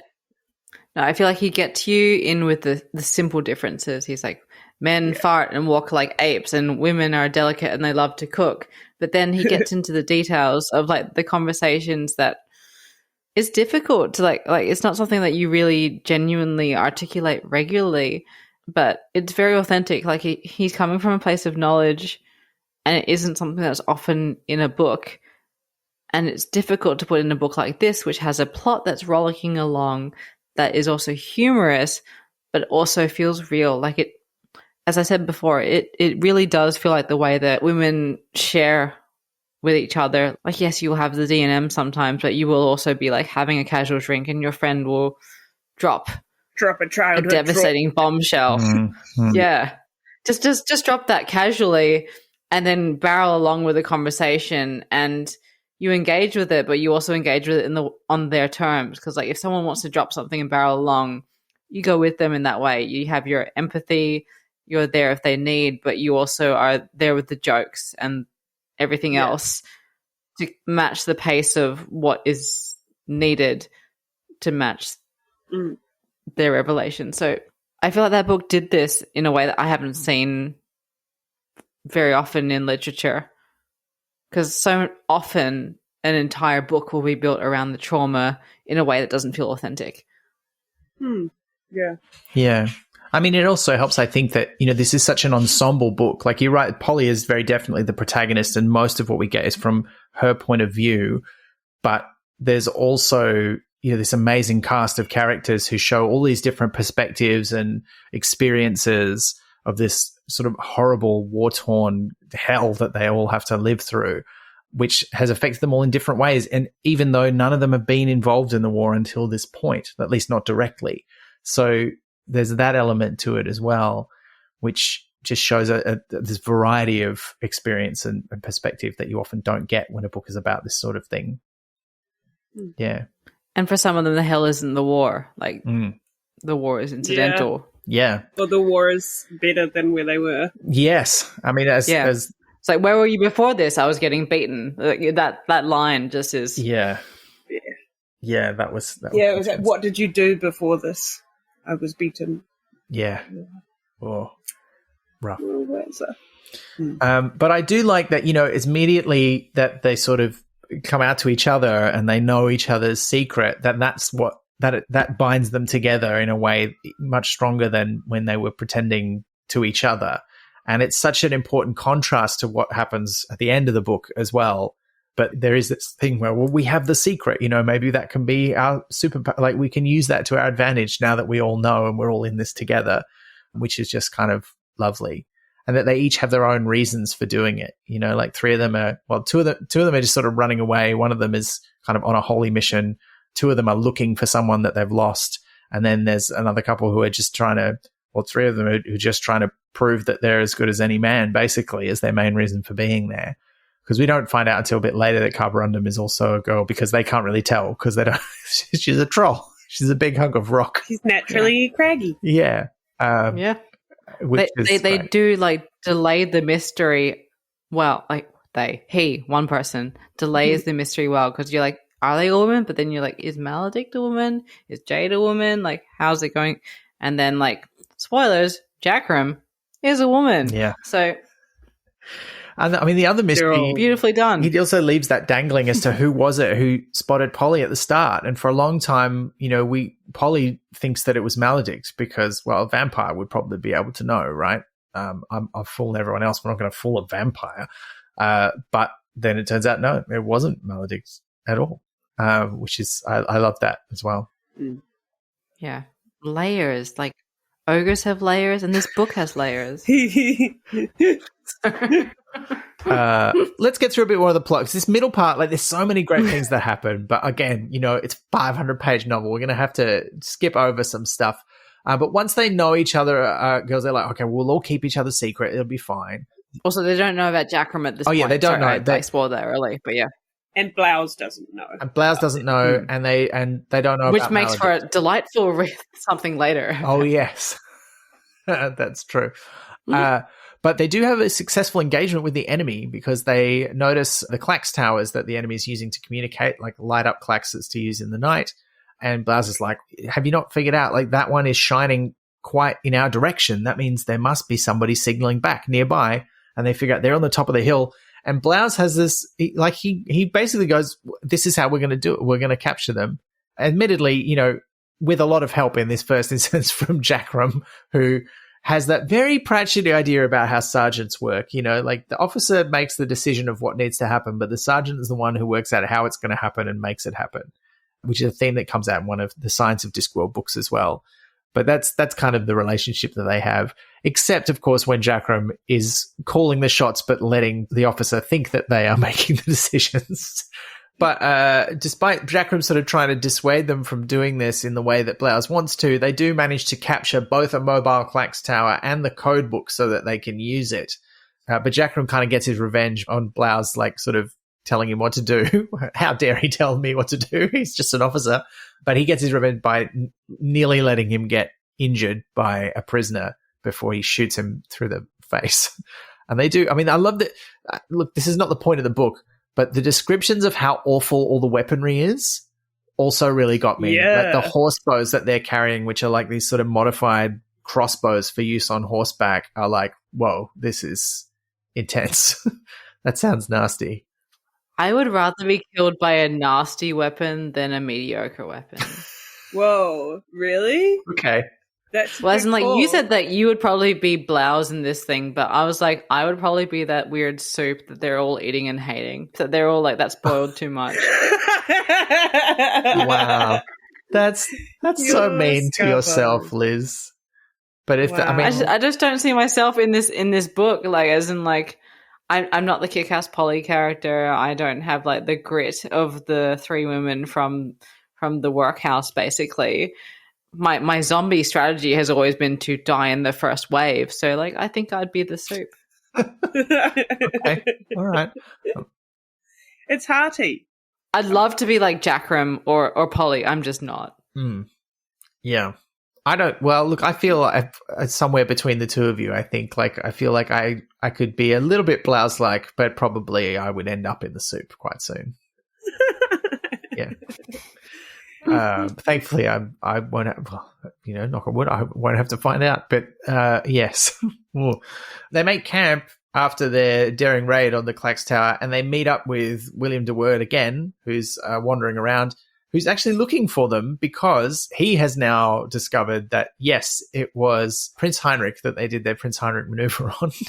And so he now wants to follow up with them and go, do you know about this? Because they've become a sensation in Ankh-Morpork. Everyone's like, oh, we can't believe this. They've done like a political cartoon about it, which is printed in the front of the book, which I deeply enjoyed. That sort of really old-fashioned, like not at all subtle political cartoon. Very good. I mean, some modern political cartoons are not very subtle either, but then that's not really their point, is it? So they find out about the cartoon, and this is where they see the newspaper. They have the big conversation about it because they kind of talked about it before, but they hadn't seen one except for like a torn strip-off one that Polly finds that she reads like half, and it's reproduced in the book with like increasingly small bits of text because she's got a diagonal tear of the newspaper and she's trying to figure out what it says. Like when you're trying to read someone's like Instagram story, but like you can't like quite see all of it. Yeah. Yeah. When does that happen? Yeah, when does that happen, Liz? No, like when oh no, I guess it's not story. It's more like when someone has a post of like their like article and you try, but they haven't got the whole article, so you're like trying to read it and you're like, yeah. Oh yeah. Okay. Like, I don't have a subscription to that, and I'm reading it from your photo, and I want to support obviously journalism and culture, but I also am trying to read your story, and you've artfully cropped off half of it. So how much can I understand from that? Yeah, it's exactly like that. So yeah, not stories, craftily done Instagram posts that are beautiful and artsy and impossible to read. But this is also where we get the name of the thing in the thing, which, to quote another Terry Pratchett podcast, he loves this when it happens, but I also love this when it happens. I used to read a film magazine occasionally, and they would have a little section where they'd ask you to guess how far into a film they say the name of the film in the film. And like people could send in their times and guess how close they could get, which is great. But yeah, in this they get called the Monstrous Regiment because they have a troll and a vampire and an eagle and a werewolf. They think there's a werewolf, but there isn't. But there is a werewolf, just not in the regiment. We'll come back to that, I'm sure, at some point. But yeah, this is where they have the second interview, and Blouse is talking to William de Worde and kind of like I think makes a pretty good showing of himself, particularly because after the interview, Jackrum's like, you just told him where we are, sir. And he's like, no, you see, Sergeant, because I did what we call a lie. Which I thought was great because he's quite smart on some level, and he's read a bunch of books about military tactics. So he does make some smart decisions, but yeah, he's not necessarily always right. But I love that bit. That was great. He can do the military decisions that don't involve actual fighting. Yes. But this is also where Maledict is starting to really feel the pinch because he's got no coffee, and if he doesn't get any, he's going to revert to proper vampirism. And there's that great bit where Otto, the photography vampire from The Truth, takes Polly aside and he says, look, I just want to tell you about your friend. Like, it's going to get bad if he doesn't get any coffee. He's going to start hallucinating, and then they're going to be psychic hallucinations that are going to infect you. You're going to have them too. And this is like a weird way of Pratchett like inserting not just these sort of, World War I and sort of, 19th century idea of warfare tropes, but also getting some Vietnam War stuff in there as well, because that's what Maledict ends up hallucinating. He sees like flying machines in the air making a thwop, thwop, thwop noise. And he starts talking in numbers, and he writes like "Born to Die" on his hat. He just goes the full Metal Jacket, Apocalypse Now kind of crazy. I can't talk about Apocalypse Now. I watched that movie with my parents as a teenager, and it disturbed me so badly. I had to do a mosaic dolphin puzzle for like 2 hours before I could go to bed after watching it. So, fair enough, man. I haven't seen it. Don't. I'm really good at steering clear of stuff that's gonna make me feel bad. I think that's wise. I feel like I'm a tough movie watcher. I can watch a lot of movies. That one got me in a really weird way. So, like, unless you have like a really good puzzle, don't watch it. So what you're saying is don't watch Apocalypse Now. Just do a really good puzzle instead. Yeah. Yes. Well, after advising Polly about the whole vampire hallucination situation, Otto takes a photo of the regiment, and then he and William leave. And that's when Blouse, as we talked about earlier, says, "No, it's okay. I haven't told them our plans." I told him we were going to try and mop up some deserters and reconnect with the army. But actually what we're going to do is we're going to go to Neck Keep, the keep right on the river. It's on the border. Neck. And it's this big, massive keep that has been taken by the enemy forces, including Commander Vimes. That's where he is. And we're going to try and take it back. And Jackrum's like, are you crazy? Like, that is never going to work. There's like 5 of us. I mean, there's like 8 of them, but still, it's a ridiculous plan. Yeah, 5, 8, just against an army is much the same. That's true. But Blouse is like, no, we're a small, we can go where a big battalion could never go. Which is how I kind of imagine him speaking. Like, he's got that sort of, He's got a Plummy Eton accent. But also, like, where did he go to school? Because, like, this is an interesting point. Like, because he loves the shitty food. And I'm like, did he go to fancy school that serves shitty food? Or did he go to shitty school that serves shitty food? yeah, it was... Fancy school with shitty food. That's where I ended up, but I there was a little bit of ambiguity there. Was he just a very talented student at a slightly shitty school, or was he at a fancy boarding school where part of the charm was they fed you absolute swill? And I think it was the latter in the end, but I agree there was a bit of ambiguity there. Correct. Because I feel like Correct me up. for the children, they don't mind, but like at a very fancy school, the parents would be like apocalyptic. Well, no, because I think it's that sort of English boarding school kind of trope. Yeah, it's good for them, you know? Character building. Exactly. Where they have a horrible experience by design, you know? Turn them into men or whatever.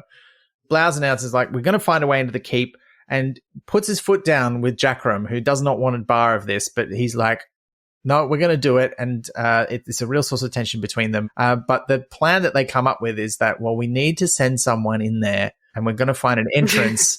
And the only entrance they find is the washerwoman's entrance. So we're going to dress up as washerwomen, and we'll go in there. Jackrum's like, all right, fine, we'll do it. We will send the one man. Yeah, and they can only pretend to be a woman.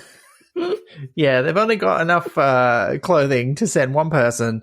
And Blouse is like, well, clearly it must be me. I'm the only one with experience dressing up as a woman. Don't you know? I was in the amateur theatrics, and I know how to do a woman. Though. And I can imagine. I don't want to do it, but I imagine his voice, like, and particularly because the kinds of character that he talks about playing, they all sound like they're from a pantomime, you know. And I'm imagining, the kind of, real, not good, not good. And he's kind of. It's interesting because, you know, in a previous book, in fact, the previous book where the theme was really centrally war, which is Jingo, we had Nobby and Colin dressing up, you know, to sort of disguise themselves as Clatchians, and Nobby dressing up in effectively a belly dancer's outfit is the kind of thing he was wearing, and pretending to be a woman there. And they had that old trope in that book as well. The joke was, and all these men find him irresistibly attractive, which is, of course, the comedy thing to do with a man who's very badly dressed as a woman. But here we get that again with Blouse, but it's very much lampshaded because all these actual women who are disguised as men are like, why does anyone believe this for a second? This horrible performance. And then all of the women and all the washerwomen are just like letting him. They're like, we just let him do his thing. He seems having such fun. We know he's a man, but he's so good at ironing. Yeah, he is good at ironing. I learned you would absolutely would let him. Let him do the ironing. Like, he knows what he's doing. Great. Have not iron. I specifically buy clothes that don't need to be ironed. Like, if someone wants to iron, great. Good for them. It's the year 2024. No one should have to iron anything anymore. Yeah, you should just do what I do. And like, if something is really rumpled, like you stand in the room that you recently showered in, like just pulling on the clothes that you're wearing and hoping that sorts it out. You know what? It works well enough for most circumstances. And also, if anyone is fussed by your clothes being a little bit wrinkled, they're not worth having in your life. You're right, man. Yeah. I'll pay that. But yeah, so Blouse goes in, but he doesn't come out, and he doesn't give the signal that he says he's going to give. Jackrum's like, well, we'll let him do it. Let's go and rejoin the army. But Polly and the others are like, nope, we're going in there. And Polly's motivation is that she thinks that's where her brother is likely to be, because she's heard that that's where a lot of prisoners of war are being kept. And Shufti's like, well, I think my young man might be there because I'm pregnant and I want to find him. What, your young man John with a carbuncle on his butt and like no other details? Like, was it carbuncle? Carbuncle, yeah. I don't know what it is, but it sounds gross. It's like a big wart, basically, is what it means. Okay. But and she doesn't know his last name. Or much about him. She does remember his glinting earring, and I can relate to that. That would stick in my mind too. I recently went to the Matchbox 20 concert. Might have seen a few earrings there. They wouldn't let us review them. Why? Because they're perfect and unjudgeable? They're great, and I love them. And I was just like, please let us, but no, it's fine. It's fine. Oh, very sorry. I'm sorry for bringing it up. It's okay. I love Matchbox 20. That's fine. That's their right. They're allowed to. They're a band. They're humans. That's okay. It's fine. Well, Rob Thomas was wearing an earring, and I could see it glinting, even though I couldn't fully see the details of his face from as far away as I was. But the glint, it did it for me. Oh, but that glinting earring man is what is drawing Shufti towards the keep. She wants to go. Tonka and Lofty want to go where the others are going. They don't want to leave them. And Maledict and Jade are like, yeah, we're going to go with them too. Jackrum's like, all right, well, if your heart's set on it, you're going to need some more girls' clothes if you're going to dress up as girls and go in there. So he takes Shufti and Polly to the camp. What's the word for it? It's not hangers-on, but there's like a similar term. Groupies?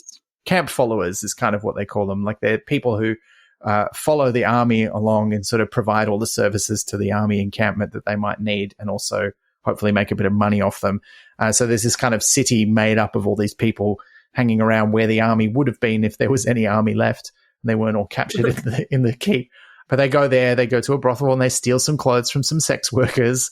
And there's a great bit in there where Polly's feeling bad about it until one of the sex workers is kind of an asshole to them. And then she's like, oh, I don't like these people, so that's okay. I don't feel so bad about stealing their clothes now. I thought that was a nice way to deal with that scene.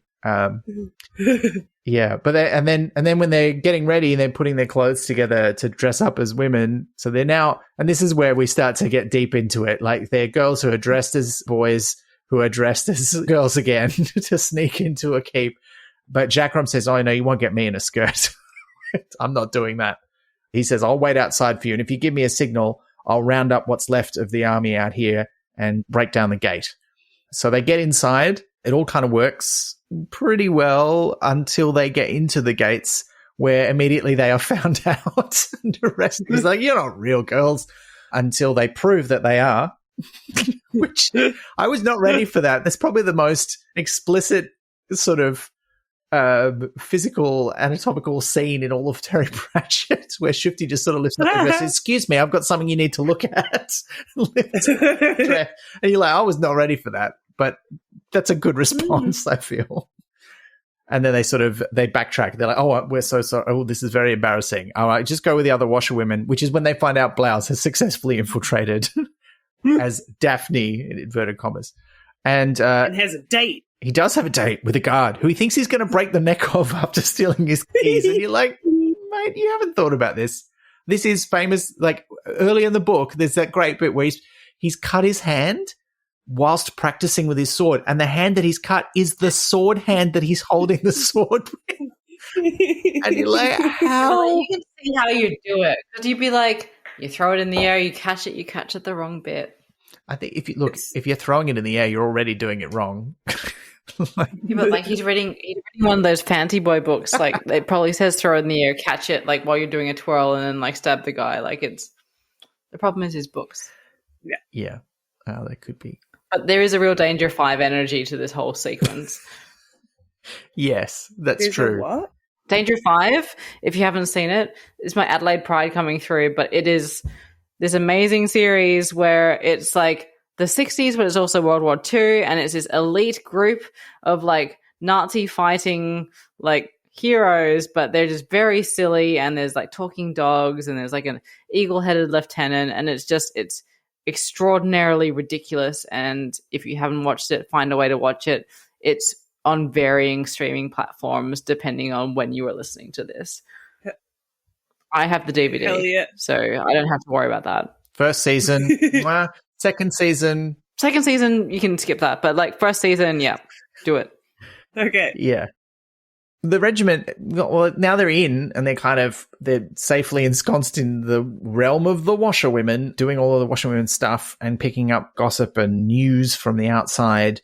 I love this bit of the book because it feels like, they could just stay here, couldn't they? But they're not going to. And Polly in particular is just noticing everything and hatching this brilliant plan where, okay, well, they've got to air out the clothes somewhere. They've got to take them up. And we know we've got to go up from here because they're right at the bottom. They've got to sort out the dirty laundry. That's where yes. And that's where the prisoners are. So we got to get up there, and they're all going up in the lift, but the lift gets jammed. So they have to jump out early and break into a bricked up section of one of the higher up levels of the basements of the tower. And we know from previously in the book that those basements are crypts full of zombies. And so that's what they have to contend with, all these zombies of old Borogravian soldiers. And they only get through it because Wazza, who is still with them, kind of channels the spirit of the Duchess. Wazzer. And say Wazzer. Come on, get Australian about it. Wazza. Wazza channels the old Ducho, doesn't she? And then what's next? The old Ducho. I don't know what's next after that. I don't know how I come back from this. I feel like I'm going to have to say, oh, no. Yeah, nah. But I can't really do that. But this is, Wazza channels the Duchess, cows the zombies, and they get past them, and they're like, yeah, we did it. But then they have a big argument about what this means because Tonka is not into this. Tonka is so anti-Duchess because she sees the Duchess as representing everything that led to the girls' working school. And she's like, I don't want to believe in the Duchess. I don't think this is real. And then Igorina points out, hey, maybe you could talk a little quieter because those guys over there have heard us. And they get captured. They get captured by the enemy forces, led by our old mate from Ankh-Morpork, Lord Rust, who only gets one scene, and that's fine because we hate him. He's a douchebag. But he's there, and it makes sense that he's there. And he actually, once they've captured them, he kind of offers them a pretty good deal. He's like, look, we'll send you home. We're going to win this war. Just, give in and we'll take you home. Plus, we can find your brother. We can find your long-lost fiancé. We've probably got them in the cells. We'll find them for you. And they're like, no, thanks. We don't want to do that. Trust Rust. Are you sure? Okay. All right. Fine. I wouldn't trust Rust in this scenario, but like... Do you think he would have followed through on that deal? No, actually. No? What do you think, Fran? I'm always so shocked when there are like other possibilities. I just would never have assumed... This is why I'm blouse. I would have assumed that was completely the truth. I would never have questioned it. I just believed him. I mean, I believed him. I'll be absolutely fine in this world. Mm-mm. I'm doing fine. I feel like it'd be low on his priority list. Like maybe he'd intend to do it, but is he going to do it soon? Well, is he going to do it within the next year? Like maybe everyone dies of old age before he does it. Like I'm sure he has. I'm quietly confident he has the intentions, but it's not on his high priority list. But I believed it, but it wasn't really because Rust said it. It was because we know Vimes is in the background, but quite carefully not named, just physically described. So the reader who is familiar with Vimes and knows what kind of uniform he wears and that he smokes a cigar, we're going, that's Vimes. Polly doesn't know who he is, but I know who that is. That's Vimes. And he's overseeing this conversation. So I reckon if they take this deal, it's absolutely going to happen. But when they turn it down, he's the one who sort of, does he give him a wink? He does something. He like gives him a thumbs up, I think. He gives them a thumbs up. That's right. He's like, great work. That's what we were hoping for. So nerdy. Yeah, it was cool. Well, with Vimes, then yes, it would happen. Yeah. But this is where Lofty's pyromania comes in useful. And it is, I love that it was foreshadowed without you really knowing what was going on in the book. Because like, they like sleep somewhere in like a barn or something. And then it says like after they left an hour later, the whole place burned down. And when they leave the barracks, a few times. It explodes like after an hour or so. And you're like, what's going on there? Yeah, I was like, is this perfume? Like, is this just perfume? Yeah. And then we find out, no, it's because Lofty's been burning all these places down. While she's very quiet, she has an absolute genius for how to blow stuff up. And she realizes that they're keeping them in this disused kitchen, and there's some bags of old dusty flour, and there's these barrels, and they rig up this whole thing where they're going to light a candle, put a cover over it, then they're going to drop these bags of flour so that they burst and just fill the air with this sort of flour and dust everywhere. And then they're going to uncover the flame, which is just going to set fire to this flour and make it explode, which is plausible. Like, grain silos do explode. Like, it's a very dangerous thing to store, mostly because it gets filled with air, and if there's dust in it and it sets on fire, it does go up very quickly. So it's a whole thing. But it's a big explosion, and it breaks them out, and they steal the keys, and they start letting out all of their fellow officers and soldiers. I was interested that, they talk about this earlier, and they say, hey, Blouse, we'll do this. And he's sort of imagining how he could lead the takeover of the keep. And Polly sort of suggests to him that maybe he only wants to let out the sort of rank and file soldiers, because then he'll still be in charge. Because once he lets out anyone higher ranking than him, he won't be in charge anymore. And he sort of seems to go, that's a good idea. But then they don't do that at all. They just let out all of the high ranking officers as well. So I thought that was interesting that they kind of bring that up and then immediately kind of throw it away. It was fine. It worked well for the story, but it just, there wasn't any commentary on it. I thought that was slightly weird that it wasn't a decision. It just sort of happened. Yeah. I hadn't thought about that. But Blouse, by his background, is not a high, as in he's a background guy. He's not the decision maker. He's got by default, he's sort of gone upwards. Yeah. So that's true. I feel either he'd feel a responsibility to let them out, or a relief of not being the one in charge or where the buck stops. But I agree that it's strange to not have that even as a throwaway comment where he's actually, nah, I don't want to be the top guy. I mean, having said that, in between them talking about the plan and then sort of actually being in a position to do something about it, he has been told by Polly that they're all girls. So that sort of changed his view of the situation a bit. And also, they've been captured. So that's sort of also, I think, because I think they also, they didn't hold him. Did they hold him separately? I think maybe they did, or I can't remember now. There's so much that happens in this part of the book. Yeah. Yeah, they smash it all in. And the last, I don't know, how are we going to describe it? 3/4 of a centimeter of a book is just chaos. Yeah. Just chaos. Just thing happening after thing happening. I think one important thing we haven't mentioned is that after channeling the Duchess to stave off the zombies, Wazza, as I will now call her by request, collapses and sort of doesn't move, and in fact goes into a really deep sleep where even Igorina is I'm really not sure if she's properly alive. I've never seen anything like this. And she goes really cold and she goes really hot, which is that sort of classic trope of how do you show someone's having a really weird illness? Well, you have them run really hot and really cold, because that's a bit bizarre. But yeah, so she's out of it. So there's a few things that have happened that maybe have changed Blouse's idea about the situation, I suppose. He is with them in the kitchen because he's the one who lifts the cover. Oh, that's right. Over the candle. Thank you. That's right. Yeah. He's just kind of got to a point of just accepting that Polly is anticipating his orders. That's right. He's sort of leaving her in charge. Yes. Well, look, they managed to let out the officers and enough of the army that they basically let everybody who's a prisoner in the keep go. And this means that there's a battle on. They're going to try and retake it. And when one of the high-ranking majors is kind of talking to Polly and says, oh, great, we'll get you back in the war, that's when she really kind of goes, back in the war. That's what's going to happen now. Oh, and you just feel like the way it's written, like when she sort of sighs and everything that's happened up to that point, I felt her shoulders just sink. It was like that ad for the Traffic Accident Commission in Victoria that got shown in a lot of states as like a road safety ad. And it's a guy who falls asleep at the wheel in like a combi van or something similar. And he smashes into the side of like a semi-trailer. And they show this like real crash that they've filmed. Obviously, no one was really hurt in it. They've staged it. But then the last thing you see is the semi-trailer like pulls to a stop just a little bit down the road. And the guy jumps out of the cab to like go, shit, what happened? Is anyone okay? And you just see him look at the crash and realize no one could have survived. And the last thing you see before the ad ends is his shoulders just go, oh, like this is fucked.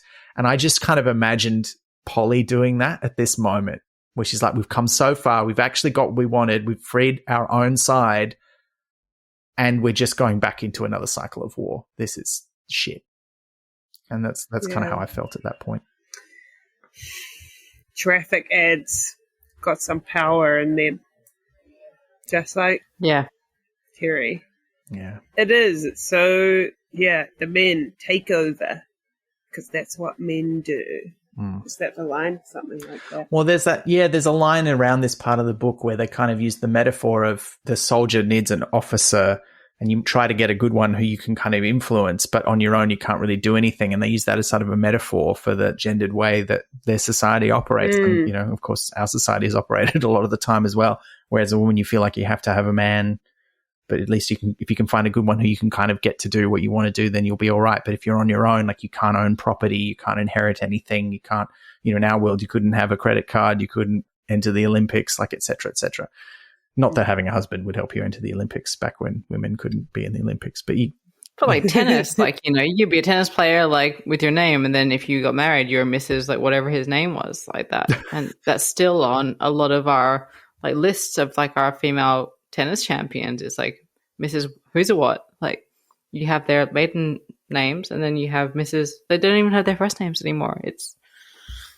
That's weird. Yeah, it is weird. It's disquieting. But yeah, this Polly's just had her response to this is just to say, nope. And you know what? We're not boys either. We're all girls here. We don't want to do it. And so they get locked up again, but this time by their own side. And they're like, well, we can't escape from our own side. Where do we go? This is dumb. And they get given a similar offer, like, we'll just send you home and that'll be the end of it. We don't want to talk about it. You just keep quiet about it. And they're like, no, we don't want that either. And so they get into this court-martial that's not a court-martial. Like, it's a bunch of officers in like a court setting, but they very strenuously say it's not a court-martial because they don't want to acknowledge that they're proper soldiers. And they have this great guy, Major Clogston, who supports them, who I loved. What a great little minor character who just shows up at the end. Yeah. Really, really sympathetic. It's crammed full of great people, this book. Like, yeah. It's like if you see like a movie with cameos from all your favorite actors, except they're not your favorite actors until you've seen them like do their role. It's very good. Yeah. And the courtroom scene is great. Like, it's sort of like, there's not a lot of legal back and forth. It's not that kind of courtroom scene, but there is a lot of arguing and trying to get to the core of why are you doing, like, what do you want from us is kind of the key question. And why are you being like this about it? It just escalates. Like, again, you know, like we're nearly at the end of the book, but there's just more and more stuff happens, even in just this one scene where, first of all, they won't say what they've done wrong. And then when they say, well, we really want you to say what we've done wrong, who should turn up? But bloody Strappy, who it turns out was indeed a political, which is the word they use for a spy, but on your own side, who's like watching their own soldiers. The way he tells it, and it's never quite clear if this is actually true, but he claims he's a captain who is a spy, but he's been pretending to be a corporal because he was investigating Jackrum for alleged irregularities in his war record. But he turns on them and he's like, yeah, they did all these abominations and they lied in order to sign up. And Clogston's like, yeah, but did they? Like, they seem to have done the right thing. And there's this sort of back and forth there. So that's the first thing that happens. But then when it sort of reaches a limit where you're like, well, how are they going to get out of this? They all hear the Duchess's voice say duck as Wazza kind of starts to wake up. And, Wazza starts to wake up. And so they duck. And there's a massive explosion. as the gates to the keep get taken by the army outside. And of course, who shows up? But Jackrum does to save the day. And then there's the great bit where you think, how's he going to negotiate this? He says, I've got some stuff to say, but I'm only going to say it to some of you. And he's got this amazing sway over a bunch of them, including General Frock, who's the head of the army. And this was great too because they foreshadowed all of this stuff. Yeah, because but there's this thing where when they ask Blouse, what do you think you're going to get out of this? He's like, oh, well, I'll get the highest honor that a soldier can have, which is they'll name a kind of food or an item of clothing after me. And then from that moment on, you immediately notice that every officer in the whole book from that point on is named something like Frock or Galosh. Or, all these names of clothes and mostly clothes, but also, yeah, that's right. His name is Blouse the whole time. Except that he doesn't get turned into a blouse, though. He gets turned into kind of gloves or something. What is it? Fingerless gloves? Yeah, that's right. Fingerless gloves get named after So him. great. What a delight. Very funny. Fingerless gloves have a name? I just think they're called fingerless gloves. There probably is a name. I wouldn't be surprised if there is a kind of fingerless glove called a blouse, but I don't think that is the joke here. I think the joke is that it's not a blouse. But yeah, Jackrum's got a hold over all of them, including General Frock, who's had a very fine coach named after him, I'm sure, but who he's like carried him for 14 days or something to save him when he was wounded in a battle. So he sends everyone out except the ones he wants to talk to and reveals that they are all women as well. And that he helped all of them get to high-ranking officials, and it's like a third of the high-ranking officers in the whole army, or roughly. So it's a lot of them. And the best part, very good at war. Well, my favorite part about this is that none of them knew about the other ones because Jackrum had kept it secret this whole time, and they're all a bit like, "Wait, what? What you? What you?" And they're not like too visibly shocked. Because I think the possibility of it has already been revealed by Polly and the regiment, but they are kind of still like, holy shit, okay, well, we're going to keep this a secret. And they kind of agree that the regiment can stay in the army, but they've got to pretend to be boys again. But Polly's like, we don't want that. We want to be ourselves. And they're like, oh, well, we don't know about this. And this is when Wazza fully channels the spirit of the Duchess, who speaks to them. And doesn't just speak to them, she promotes Jackrum to Sergeant Major, and then also says to them, "This girl, like you can tell it's me." There's that great bit where she talks to General Frock and kind of proves that it's her. Although when I was reading it, I was like, she keeps letting him fill in all the details, so she's not really showing that she knows the important details that prove it's her. But I still got like a psychic. Yeah, it still kind of made sense though. I think it worked. But she says, we're going to have a truce and you're going to send this girl who will have a little bit of me lingering in her, but I can't be fully present this whole time. And she also reveals or confirms something that Wazza had said earlier, which was that the god Nuggan is dead. He's gone now. He's just this sort of memory of all their hatred and jerkiness. Yeah. I mean, the line is much better than that, but it's a great line. You've made your fear your god. That stuck in my head. But that's familiar.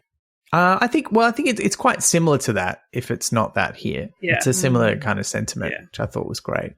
And and that kind of breaks the spell and lets them sort of do the thing. And then there's kind of a flurry of activity, and it's kind of like Lord of the Rings. There's 3 or 4 times when the story could have ended there, but it doesn't. It kind of keeps going, but it still kind of makes sense.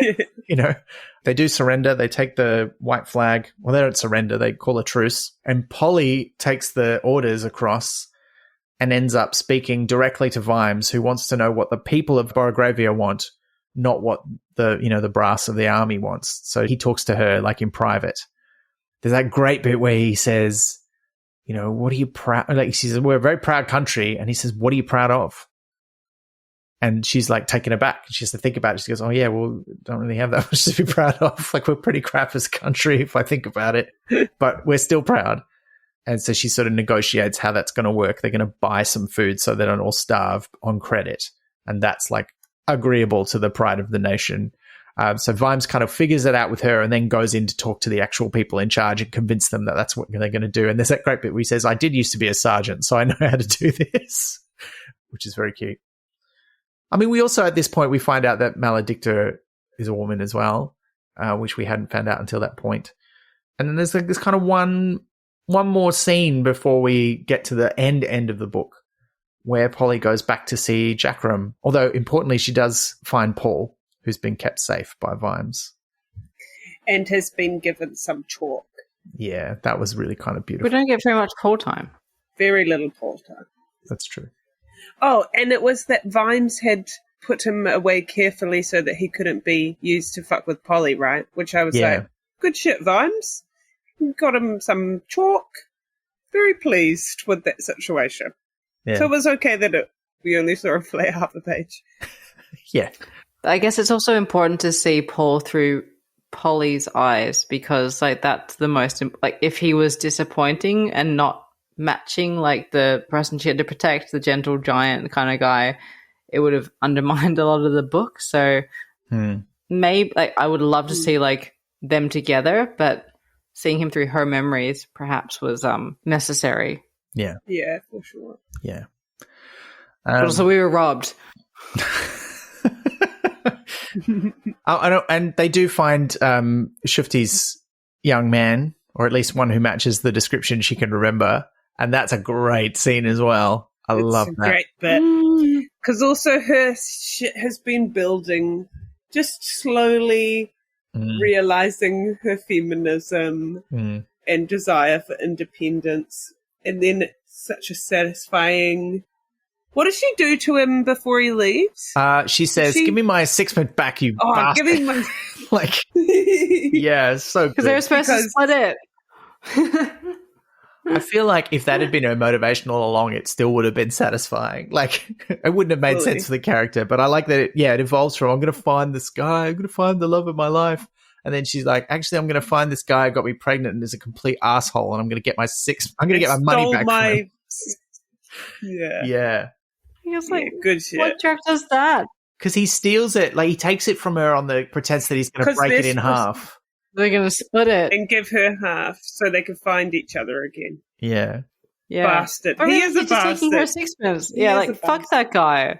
I mean, he's also, like, probably... But also, like, 15. Fuck that guy. Which doesn't excuse his behavior. But I think that's also something about the book that, all these main characters are so young. And, when you're talking about them trying to get the farting and the walking right, I'm like, but that is what teenage boys are like. Like, it's very, like, it is a simplistic idea, but there's also an element of truth in it, that particularly for that age range, that I thought was, like, it's interesting. Sleep with her, give her a fake name, but don't take her sixpence and say it's a thing. Like, come on. Like, that's one step like, that is too far in the jerk. Like, Dan, like. Yeah, no good. Yeah. No good. But then after that, this is when we get the final scene with Jackrum and Polly in the kitchen in the keep, where he finally comes out with his story, because there's been this sort of tantalizing sort of glimpses. That sounds terrible, the way that I've phrased that. Oh, you're going to say your DM thing? My DM Sorry, thing. I keep teasing that. Oh, no, we'll get to this. But up to this point in the story, there's been these sort of little glimpses that Jackrum wears something around his neck. Something made of gold that Polly has spotted, and Jackrum knows that Polly's seen it. They do have a conversation about it at one point. And so she knows he's got some kind of secret, and she's guessed what it is. Yeah, I also joined up as a young woman disguised as a man. I went in because I had a young man who went off to war, and he treated me much better than my dad. So I went off to find him, and I was a big, strong woman, so I could do a good job. And I rose to the rank of sergeant, and I met him, and I got promoted above him, and he didn't mind. He was very supportive. I had a son, but I had to send him away because I was at war. And also, what happens before that, though? The really upsetting fucking thing that happens before that. Sorry, I keep swearing, but it's in a paragraph. It's just devastating. When her man dies, William dies right next to her, and then she kills the person who kills him. It's full on. Her story is very empowering and good. And then the son happens later. She's like, I was left with a surprise. So she's lost the love of her life, who she followed into the army, the reason that she's there.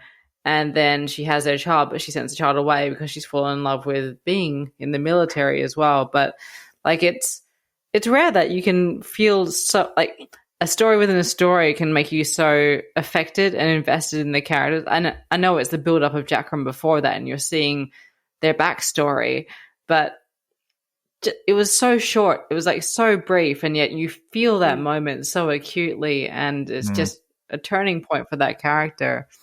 So, like you can, watching that happen right next to you, and like he was a chill guy who like, I don't care if you get promoted above me. It's nice that we're together. Yeah, and then he just dies.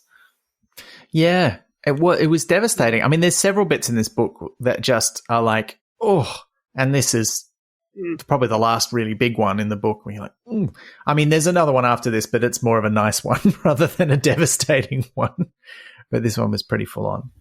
I feel like that's where like part of Jackrum dies. Like, it's like Jackrum becomes a whole new person after that part of their life closes. So it's an interesting turning point for them.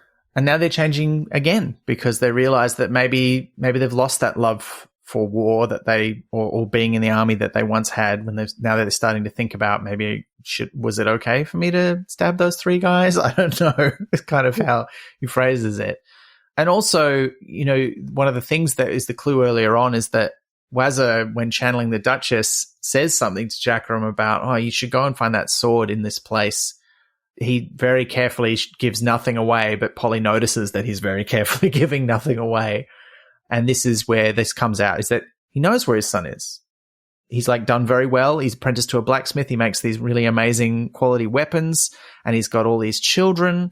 He's living a great life. And he's safe from war because he's an armorer. That's right. So he's never going to be called up because he's doing it too important a job. And she's like, but, he doesn't want his mum to show up and like say, hey, it's me, your mum, who's been pretending to be a man in the army and all this time. Choose tobacco. Yeah.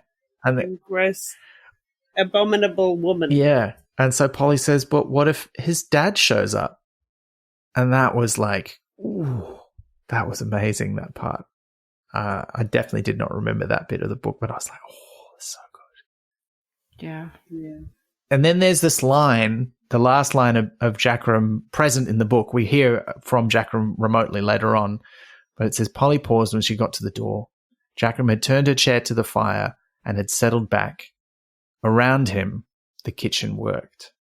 And it's just, he just goes, I fucking love that. I'm going back. I'm a man now. That's just how it is. I accept it. Someone found out my secret. That's all right. I know who I really am now. It's kind of the vibe that I got from it. Yeah. And making that decision that even though that they were going to leave the war and leave the army behind, they're still going to live as a man. And you're like, great. Yeah. A couple of people asked us if we were going to talk about this, but in some editions of the book, that last line where we see Jackrum, instead of changing Jackrum's pronouns from she back to he, it says she twice. And so the kitchen... in the kitchen scene. Goes around... What is that line? It's like... Yeah, around instead of saying around him, the kitchen just worked, it says around her, the kitchen worked. So it doesn't change Jackrum's pronouns back to him at the end of that last scene. It just says her again. And is that the change, or was that what was written originally? Now, this is the question. As far as I can tell, the version that we read, where the pronoun does change back to him, is the original version. And that's still the version in the current Australian edition of the book. Hasn't been changed. And from what I can tell, it seems, and I haven't been able to confirm this is 100%. So if you've got a copy of the book and it's a different edition, please tell us which version you've got. But it seems like it may well be a change for the American editions of the book. And it is a thing that we know that the American publishers used to make a lot of little changes to the book because they thought that the way it was written might be too confusing for audiences. And Terry Pratchett hated this. He complained. He says, like, it's not me. I don't think American readers are stupid. It's the publisher. They keep changing it. They think people won't get it. I'm guessing the thought behind it was people will be confused about who they mean. So we want the pronouns to agree, whereas actually the whole point of the scene, or at least as I read it, that last bit, is that it's Jackrum accepting, you know what, I am a man now. And I don't need to pretend like that's just who I am. And I can go back to my son and say, hey, it's me, your long-lost father. And that's true. You know, that's kind of how I read that. And there are some people who really don't like that change. And I think I am one of them. I don't think I like that. But it is not 100% clear if that is why it was changed. I haven't been able to get a definite answer on that, but it does seem from which editions have it changed that it is the American one where it was changed that way. I feel like, because I think, one other thing we haven't mentioned is this book is such a touchstone for a lot of trans people because, Pratchett, like, he went on a journey with how he wrote about gender. Some of his early books do not have great representations of gender, but this one really, and we have to acknowledge it was written in 2003. So, 20 years ago, the public discourse and understanding of these kinds of gender issues was not where it is today, certainly not in the mainstream. And yet, here is pretty much, I don't think you can interpret it any other way. Jackrum is a trans character. Most of the other women in the book probably aren't. They don't seem to think of themselves that way. But I think Jackrum definitely is. And is a great character who we all love and has been on a real journey. Yeah. And I don't know that it's, and I'm not qualified to comment on this in any detail, but we've heard from a few listeners who've talked about how important a book it is for them, even if it is imperfect, because it was representation at a time when there just wasn't any. Yeah. And so I think it is hugely important. And so that change really does feel kind of weird, I think. Yeah. Totally. And even that is not the end of the book, which would have been quite a satisfying end to the book, I feel. That line. Book had 10 different satisfying endings. Yeah. Every sort of 70 pages, oh yeah, there you go. And then you're like, nope, it keeps going and it's great. But it does, have this sort of little 6 months later thing. So we get a feel for how things have worked out for everyone. So Polly and Paul and Shufti, who has moved into the Duchess along with her newborn son, who is named Jack after Jackrum. Very, very cute. They're all living together and they're having a great time. And Paul loves the baby and is looking after the baby. And Shufti loves working in the kitchen and helping out around the place. Everyone's very happy and it's great. But Borogravia is not necessarily that great. They've had 6 months of peace, but it's starting to sound like there's going to be another war because that's what Borogravian society is like. They like to pick wars with everybody. They're always fighting. As that happens, Polly gets a parcel in the mail and it is from Jackrum. And it's like, here's me old sabers. I don't need them anymore. But also, here's my notebook full of all the secret dirt I've got on everyone who's high up in the army. And this is when Polly's like, okay, if there's going to be another war, there's more than one way to end a war. I think I need to go back and sort this out. And so once again, she dresses up, but this time, she doesn't have to pretend to be a man, but she dresses up in a uniform and she heads off, leaving a note behind, runs into Maledicta on the way. And she's like, yeah, you know who we need to find? We need to find Blouse because he understood how the clacks works and we're going to need that. And I've got a bunch of information. We're going to sort this war out. And I get the real impression that her whole deal was we're going to sort this war out before it gets to be a war. We're going to finish this war without people having to die. That's her whole mission this time around. But on the way, as they're crossing the river on the ferry, they meet a couple more young girls who've dressed up as boys to join the army. And she's like, I know what's going on here. You can join me and I will look after you. And she says Jackrum's famous line, which is, you are my little lads or lasses, whatever you prefer, and I will look after you. And I was like, oh, yeah. And it's kind of it's a mixed. Yeah. How do we feel about that ending? Because it's a bit of a mixed ending, isn't it? It's not necessarily entirely happy. It's authentic. Yeah, it's mucky in the right way. It's a good way to put it. Because it would be stupid if it was all easy, because the whole book is it's a mess. Then they lived happily in peace forever. Yeah. Yeah. Terry Pratchett's not going to wait and be like, I've solved war. Yeah. Yeah. Yeah. There's more work to be done, and Polly intends to do it, but it still needs doing. Yeah.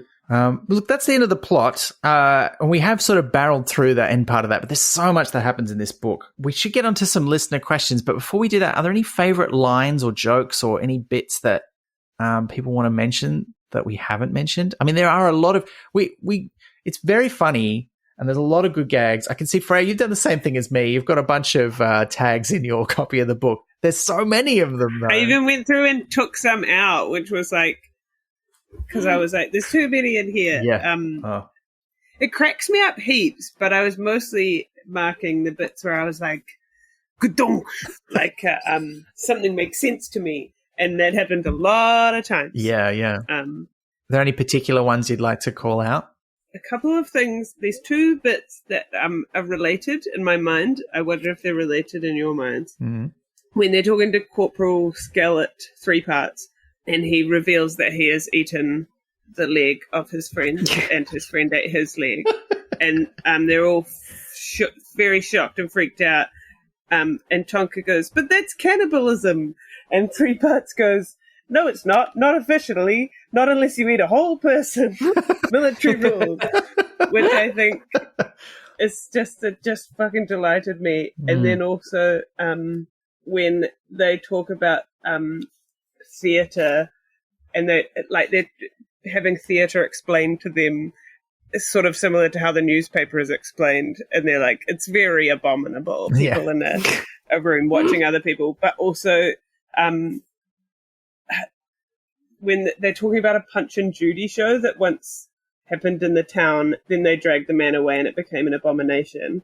And the bit about it that cracked me the fuck up in a gross, upset way was it was an abomination because crocodiles should not be seen to eat figures of authority, apparently. Although until the puppet show, no one in town knew what a crocodile was. The bit where the clown had beaten his wife had also constituted an abomination, because he had used a stick thicker than the regulation 1 inch. Yeah. Based on truth. These bits that's like, you think it's, I don't know, you think it's something else, and then it's just it's a rough little joke, but it goes in the right way. I don't know. Those bits, I put a little marker on them because I was like, oh yeah. That was sort of how I laughed. Yeah, it is that kind of laugh. The laugh. Oh, too real. Oh no. Yeah. I'm gonna be thinking about that later when something relatable happens. It's not good, but also it's great. Yeah. At the same time. I did look. To lighten the mood there, I think one of my favorite puns in the book, if not the best one, is, you know, they've established this whole thing that the girls use socks to make themselves appear more authentically male, but nobody else necessarily knows about that. There's a great part where Polly says something about socks, and Blaz is like, "What do you mean he punched you in the socks or whatever?" But there's also a bit where Polly refers to it as having a socks change. I thought that was very funny. Oh my god, it was so good. Goodness. And I think that's probably my favorite joke in the book. But yeah, it was pretty great. Wow. I also really liked, because it's established that because Paul likes birds so much, Polly's become a bit of an amateur ornithologist. And there's a bit where they're walking through the forest and someone she says, "Oh, she's heard a bird call, and as an amateur ornithologist, she recognized it as, or she identified this one as the sound of the very bad bird impersonator." I've got to teach them how to do realistic sounding bird calls. This is ridiculous. I thought that was pretty great too. And so many others. Mine are also all like, oof, that's like a line that really gets the truth of like some horror of mankind. But I flicked through I also folded down the pages rather than doing tabs because I am a criminal. But one that is actually funny, it was like, he gave her what is known as an old-fashioned look. This one had dinosaurs in it. Yeah, that was great. Good shit. Yeah. One of my other favorite jokes is when they're in the bar near the start, and Igor, as they are still going by at that moment, says, "This beer tastes of horse pith." And then they says, "Oh, you'd know, would you?" And he said, "Yes, I've drunk it before." And then a little bit after that, Maledict says, "I don't drink horse piss." And it's like such a good joke on the classic vampire line. I just really enjoyed that. I mean, there's so many good jokes and so many of those off moments. Liz, were there any that you particularly wanted to mention? No, like the whole book is just a gut punch all the way through. Like I've deliberately leafed past because I've folded down some of the really hard ones. But on your horse piss thing though, now that we've started on the horse piss, I love that Igor is commenting about the horse piss. catalyzes a whole series of events, which causes like the bartender to bring out the good beer and like to be threatened by the vampire and all this stuff. Yeah. And then when offered the choice, he goes like, "I would like War of the Horse Piss, please." I wasn't saying it was bad. Yeah. I was simply like, offering an opinion. That was great. Yeah. Yeah. I think I said enough heavy things. I won't read my heavy quotes, but I will read them and feel sad. There were a couple that I think they were heavy, but in a good way. Like later on in the book, like when Maledict says, well, actually my name's Maledicta, but Polly's thinking about something else. And then when she catches up, she goes, oh no, that's good. You know, you're you and Tonka's Tonka and I'm me, whoever I am. And it's this sort of little speech about identity. It's like, yeah, gender's not the important part of your identity is basically the point of that little speech that she makes. And I thought that was really lovely. That was a really lovely moment. And then the one that really got me, the one that was made me really kind of shed a little tear was when Jackrum's saying to Polly, I'm my own man. And she goes, are you, Sarge? Because she's like, but you don't feel like you can go back to your own son. Like, come on. Like, you can, though. It was really, that one got me too. I will say one of my very depressing ones that I feel like got that cut really to the core of what it's like. And it's one that happened between Strappy and Polly as Oliver, because it to me summed up the thing where like it's like the famous observation about how like it's men who never have to go to war who send off people they don't know or relate to die on the front lines. And so like it's early on when Strappy's being a bullying little bastard and it says, oh good, said Strappy stepping back, we'll just see what you're made of. Parts, flesh, thought Polly, blood, easily cut things, oh well. And, like, that's before they have, like, a funny little fight where, like, she bests Strappy. But, like, to me, that kind of got to the core of what it's about. Because, like, Strappy fucks off the moment that things get real, the moment that his life is in danger. But he's very happy to recruit young boys or whoever it is and send them off to the front line. Because to him, it's, like, a obscure concept. But, like, his life is what matters. So that battle between the two of them and that quote sort of gets to the core, I think, of, like, we can intellectually, as like this class of politicians, make a decision that war is necessary, but it's not us who's going to go fight it. And that scene and that quote sums it up. Yeah. Yeah. Well, a random bit that really stuck out to me, I think just in how it's written. Doesn't even carry any of the huge ideas, but I keep thinking about it. Is how when they're in the zombie caverns, how the Duchess appears. And it goes, it was barely brighter than a glowworm, but a single photon can do a lot of work in chthonic darkness. I don't know what that word is. Chthonic. I don't know how to pronounce it. Means kind of like deep underground. It makes complete sense, doesn't it? Those essentially context clues. Anyway, this light, it rose above the kneeling Wazza until it was woman height, because it was a woman, or at least it was the shadow of a woman. No, Polly saw it. It was the light of a woman, a moving web of lines and highlights in which there came and went, like pictures in a fire, a female shape. I was like, fuck! I can see exactly what that is. Oh, that's so visual. And I really like that about the physical descriptions of people are so often like just quite cinematic. But I don't know, there's also a few other ones, like there's a bit where someone kind of shrinks in shame. I marked it, I can't find it, but it's something about like each particle of him was saying, oh dear, quietly. Yeah. This is from the scene where they capture one of the soldiers carrying the mobile Clax tower, and he escapes, taking Blouse hostage. You're just bluffing, mister. Upon my oath, I am not bluffing, man. I don't think we was ever introduced, by the way. Jackrum's the name. The change in the man was a whole body event. He seemed to get smaller, as if every cell had said, oh dear, very quietly to itself. He sagged, and Blouse slumped a little. Can I... Too late, said Jackrum.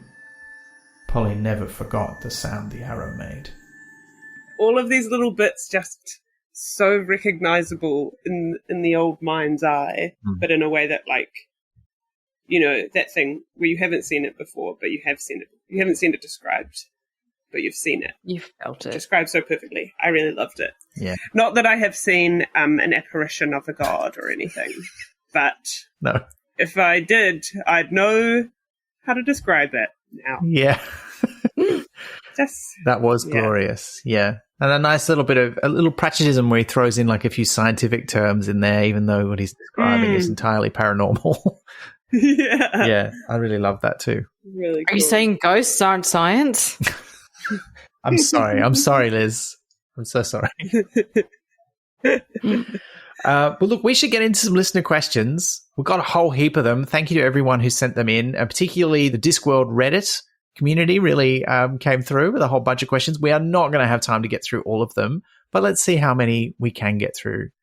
So our first question comes from Carly CTF via Reddit. Does Monstrous Regiment have the most overt, darker themes of the Discworld series? It's a big question. I mean, I'd say it's got to be yes up and no. there. Yeah. What's yes and what's no for you, Liz? Wasn't they all have dark themes, but I feel like this one sort of like swims around in them most overtly. So that's the yes. The no is that Terry Pratchett always has dark themes in his books, pretty much. It's just how close to the surface are they and how much does he indulge like the darkest aspects of them. And also like what's darker than war in human nature? Like it's like the worst of all of our things congealed into one horrible thing. So it's like the themes building on themselves to be the worst thing. So I guess I'm like yes in caps and no in lowercase. Fair enough. And look, this book comes fairly soon after Night Watch, which is probably the other one that has the most overt dark themes, although I would say The Amazing Maurice and His Educated Rodents is right up there as well, and the fourth Tiffany Aching book. For those who haven't read it, Maurice is a cat. Yeah, but it has some really dark stuff in it. And so does, that fourth Tiffany Aching book, which is the most recent one we've discussed on the podcast. Yeah. With the rough music and all of that. Ooh, yeah. God. So I think it's up there. I don't know if I'd say it's the darkest one, but it's certainly in the top 3, I reckon. Our next question comes from Myth by Discord. The depiction of a truly beneficial in both directions dependent relationship, Lofty and Tonker, was equally eye-opening for younger Myth, and I wonder if this ties to deeper themes in the entire book. And we didn't talk much about their relationship, but except for that really strong image of it where they're holding hands and the way Polly describes it. It does feel a bit dependent in both directions, doesn't it? Well, because they've both been through something pretty awful. Yeah, good question. Like, I don't know if it ties into the deeper themes, but like, I guess like maybe the deeper themes lead to their relationship in some ways. Like, it's hard to sort of, for me anyway, to draw parallels between that and like Borogravia and the greater context of like the Discworld. But their relationship is beautiful, dependent, stressful, and upsetting, and born out of something truly horrifying as well. Like, would they have had that relationship to the strength that they have had they met in other circumstances? It's impossible to know. I mean, Polly and her brother's relationship, like, yes, she loves her brother, but she's been absolutely parentified. It's not the same thing at all, but like, it's everyone's relationship is born out of circumstance. Doesn't make the love any less genuine, authentic, real, and wonderful. It's just the context through which it was created. So I don't know if you can draw a parallel between the wars and that, but I think it was a really interesting and nice way to show the ways that people can find each other. Maybe there's something about solidarity. This regiment is kind of, I don't know, it seems like it's doing something different to the rest of the army in that solidarity and in that protecting each other's, I don't know, is there something in that? Yeah, I was thinking along those lines. Someone did comment something in one, it was either on Reddit or in Discord, about how there's that inversion where, you know, what the regiment does is they pull together, like they discover each other's secret and then they work together to sort of try and help each other and do something about it. Whereas all of the high-ranking officers who were women all thought they were alone, and so instead their response was to become just like the male officers and do all of the horrible things that male officers do, sending out other men to die and so on.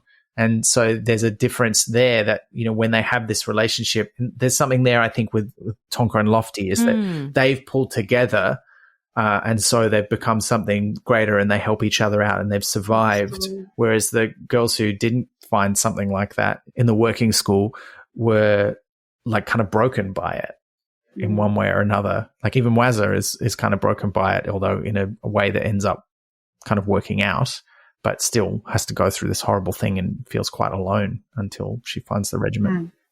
All right, so next question, and I'm sorry if I'm going to butcher this question. Twant Funkler via Reddit. How long did it take for Borogravia to fall so spectacularly from a group of disc-renowned chocolatiers to a war-torn, starving country? Yes, because they are mentioned in Thief of Time as where the really nice chocolates come from. And in this one, I think chocolates have been added to the list of abominations. So I feel like that could mean it could happen virtually overnight. Although how they manage to produce and export chocolates when they're in this massive war, I don't know, because they're supposed to be fighting all the time. And we've talked a lot about the complicated timeline of like the Discworld because of like there's just when you get into Wishes books, there's some skipping over time. We don't know when the patrician like that we know starts. But I think overnight is a good answer to that. But I do think there would be Borogravian chocolatiers who have left Borogravia, they've like smuggled themselves out and they've gone to Ankh-Morpork and now they make chocolates there. And that's how the chocolate industry or tradition of has survived. That's my 2 cents. I think that's how it's happened. All right, I'm going to aggressively rocket us through some more questions because we got so many good ones and we're not even going to get through half of them. But okay, so the next one comes from all the Janets via Reddit. Terry's treatment of the Nuggenites in Monstrous Regiment feels much more cynical and negative than his treatment of the Omnians in Small Gods. What are your thoughts on that shift? It's very, very different. We don't really get a good picture of what the organized religion of Nuggan is like. The glimpses that we see are like kind of some of the worst institutions that have come out of the Catholic Church, right? We see the girls' working school. We hear about the priest who's quite clearly abusing the girls in the school and getting away with it and that nobody's doing anything about it. So there's those sort of bits of it that we hear. And then also there's the oppressive nature of the edicts that are handed down and constantly being changed by Nuggan himself and enforced by the priests. But we never really interact with any of the priests or any of the clergy directly. We just hear about how awful they are. But it feels much more modern, whereas, the Church of Om in Small Gods, it's a much more history-based, like not 50 or 70 years ago, more like, hundreds of years ago. Like they're more like the Inquisition, but it's much more a direct commentary on not the belief being the problem, but the institution being the problem. And here it's kind of, they're not really separated as much because the things that Nuggan asks you to believe are horrendous and stupid, and that people enforce them is kind of dumb. And then there's also the difference that the Borogravians largely are like, we realize this is dumb, but that's our God and that's what he says, so we kind of have to do it anyway, which is a very different kind of, I don't even know if it's really a critique on religion. Like, I don't think you take it too seriously. I think the stuff that matches real world wrongs that have been perpetrated by some religious institutions, I think that is definitely a commentary on how that happens and people get away with it because they have authority, and because that authority is invested in religion, it's not questioned. But I don't think it's as much of a commentary on the institution or the belief necessarily. So I think it's kind of talking about different things. All right, so let's have some fun ones now. So this one comes from all the Janets via Reddit. If you were a Discworld vampires, A, would you want to become Black Ribboners? And B, if you did, what would be your replacement craving / obsession? And I do just want to throw in here while we're thinking of answers that more than one person did ask us this. Joel also asked us via Discord. It was a popular question. But yeah, would we want to become Black Ribboners and give up drinking blood? No one wants to become a Black Ribboner. Like ethically, you'd want to be the person who does. Like that's aspirational, right? It's like how I would want to be the person who wants to be a Black Ribboner, but I feel like as me, I'd probably be like, I'm gonna just like suck the blood of like bad people or something. Like I'd find some way to ethically not be a Black Ribboner. Like I'd be like, oh well, I will just like suck the blood of murderers or like people who well, it was worse than murderers. That yeah, there we go. Like I'd like to be a Black Ribboner, but I probably wouldn't be if I'm true with myself. How come we're all about girls being themselves, but not vampires being themselves? Well, Double standard. Well, because being a girl doesn't mean like literally sucking the life Sucking out of the blood. people around you, you know? But I'm being a sorry, vampire do you know what it's does mean like that. to be a You girl? don't know what it's like. Okay, all right. I'm sucking blood every day. Oh, bitch. no. Well, I This feel is a like good I'm a opportunity for me to talk vegetarian, about so- the mechanics of fangs. So, like, because like I've thought about this a lot, and I brought this up a lot at parties as a teenager, which I was invited to very few of. I'm not sure why, but like vampires, like to suck blood, like yes, you could have just like solid fangs where you puncture a vein and then you like try and like suck the blood out, but you'd like leave other fang marks at the edge because your teeth are still there unless they retract, which they don't.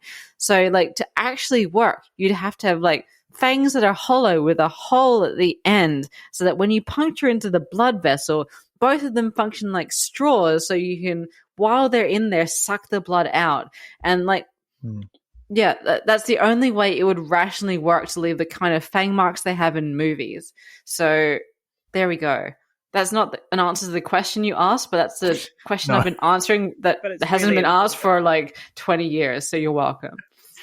So like a snake's fangs, but the poison, it's not poison coming out, it's blood going in, is what you're saying. Look, not all snakes are poisonous, but like, yeah, there's straw teeth that have holes and it's mechanically engineered to do well. I would not be a black ribboner and I would probably bore my victims to death with that fact. I'd be like, hey, this is how my fangs work actually. And they'd be like, please just kill me. Just take my blood. I want to die and not hear the rest of this story, please. Wow. Please. Okay. But the fun part, if you were a black ribboner, what's your replacement craving / obsession? Well, I think story. No, I think I would be a black ribboner. I mean, I'm a vegetarian, so I feel like this is the vampire equivalent. So I think I would. Classic I think I would do it. Vegetarian take. What? I'm just laughing at you. That's fair. That's fair. But I also think. I think maybe I don't know if I answered this question before, but I think it would be tea. I would drink tea. I would have to drink tea all the time. Wow. So gentle. I'd probably get obsessed with something real, like specific, like crypto or like instant scratchies or like Wordle or like something really specific. Like it'd have to be like something that fully takes my attention. Like I have to do a cryptic crossword every half hour or I will just go berserk. Like it's. I feel like that's where you want to go. I feel like you want to go with something. I wouldn't want to go like Otto and be obsessed with freaking art in any way because that would be torture. Yes. Like, whoa, why would you do that to yourself? Yeah. My God. Nope. No, he like literally implied like he summed up the art quite well. Like it's just like it hurts you so much to do it. You have to really Your love art it. destroys you every time. Yeah. I already am obsessed with it and feel I have to do it or I'll die, and it still doesn't. Oh God, I don't know. Yeah, when I was thinking about this, I was like, "What's a fun addiction?" And then I was like, "Oh, addiction. Oh. It's not fun, is it? Oh.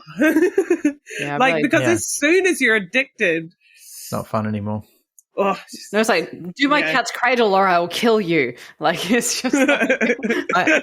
I had this bee in my bonnet about this because people still use the term addictive, or indeed they try to use some weird sort of alternate term and say addicting when they're talking about video games. Oh my God, that makes me so angry. Yeah, I hate that. It's the worst. Mm-mm. It's not a good thing. It's never a positive. I'm so glad to be honest. It's the same thing, but grammatically strange.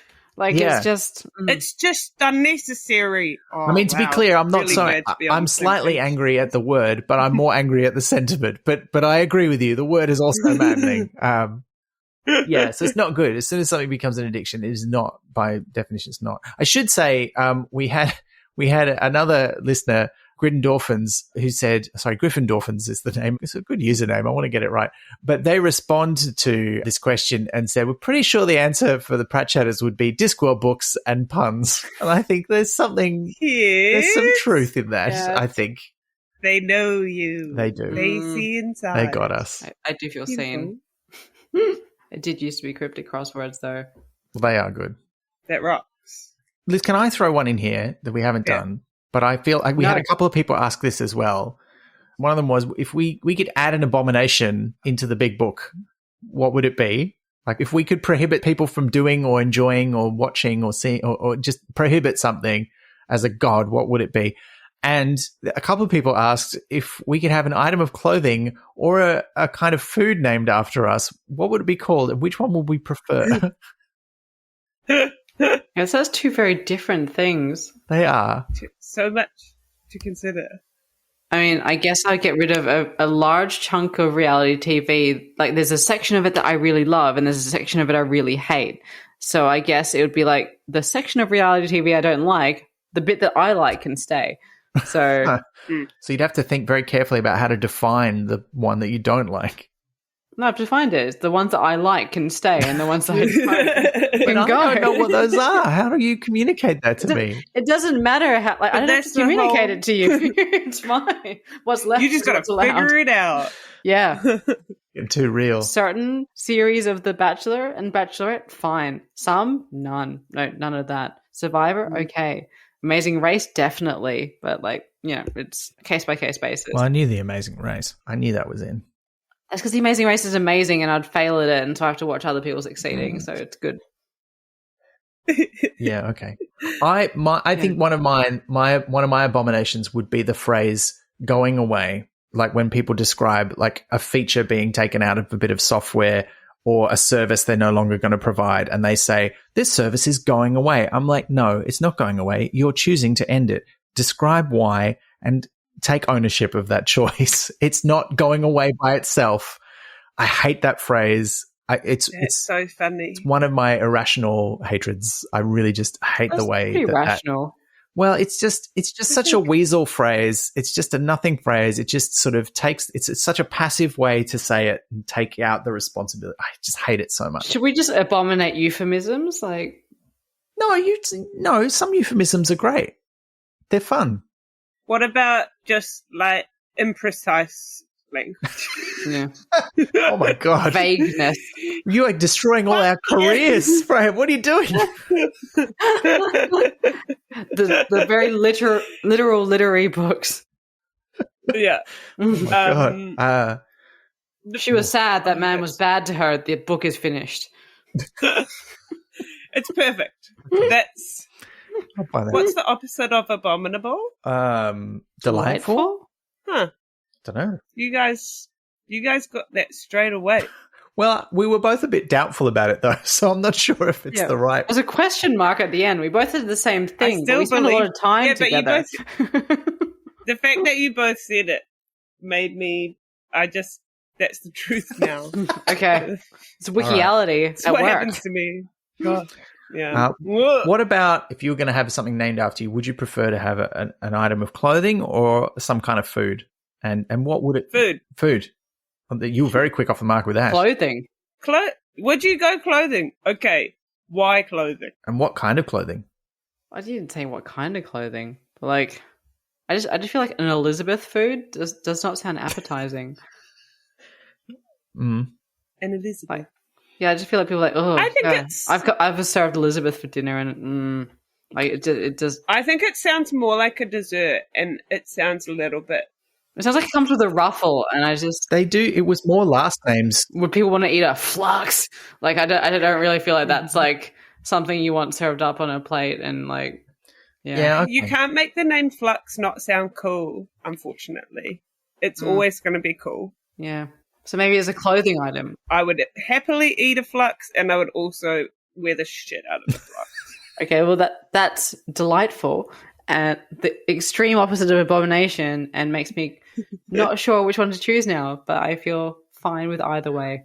I feel like a flux as a piece of clothing would be some sort of weird jumper. I'm thinking of like sort of like a weird, like a bolero jacket kind of thing that's like not a full length, but it's also flexible and you can wear it in different ways. I don't know why. That's just what came into my head because. I like it, but you're getting an Elizabethan ruff. I'm sorry. Okay, that's fine.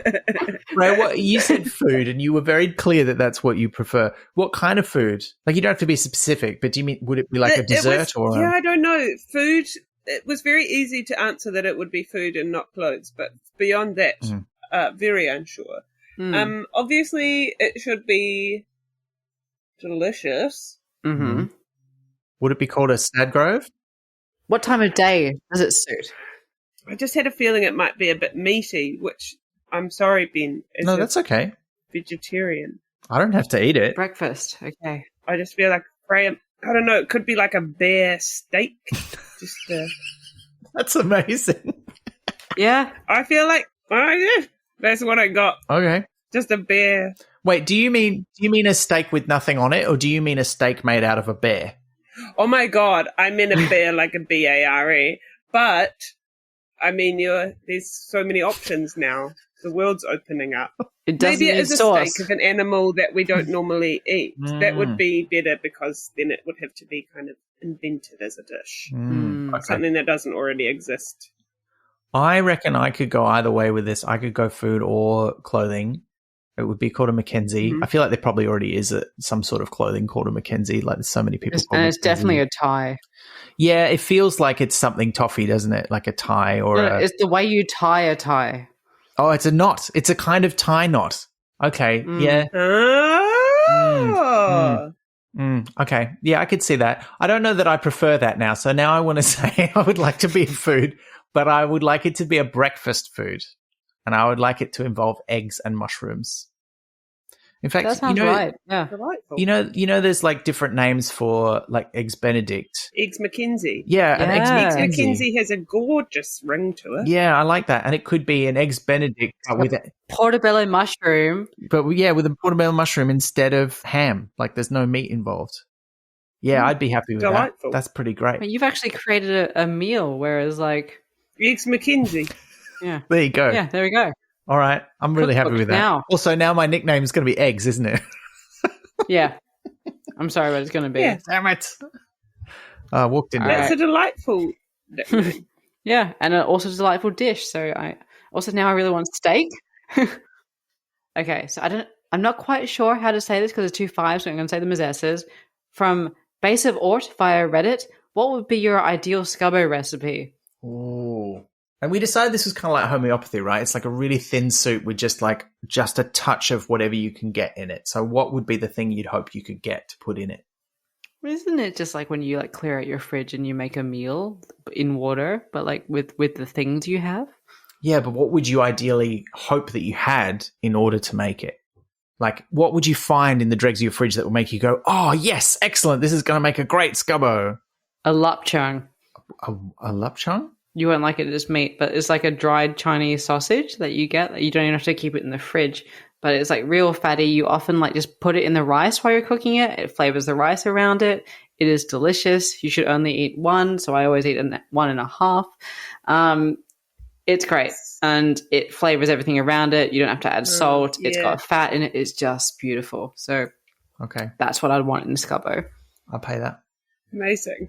Yeah, just want a stock cube. Yeah, probably. There you go. Be great to have a stock cube. Yeah, I feel like I've been converted to the wonders of MSG by my partner, who has started using it, and now we can never go back.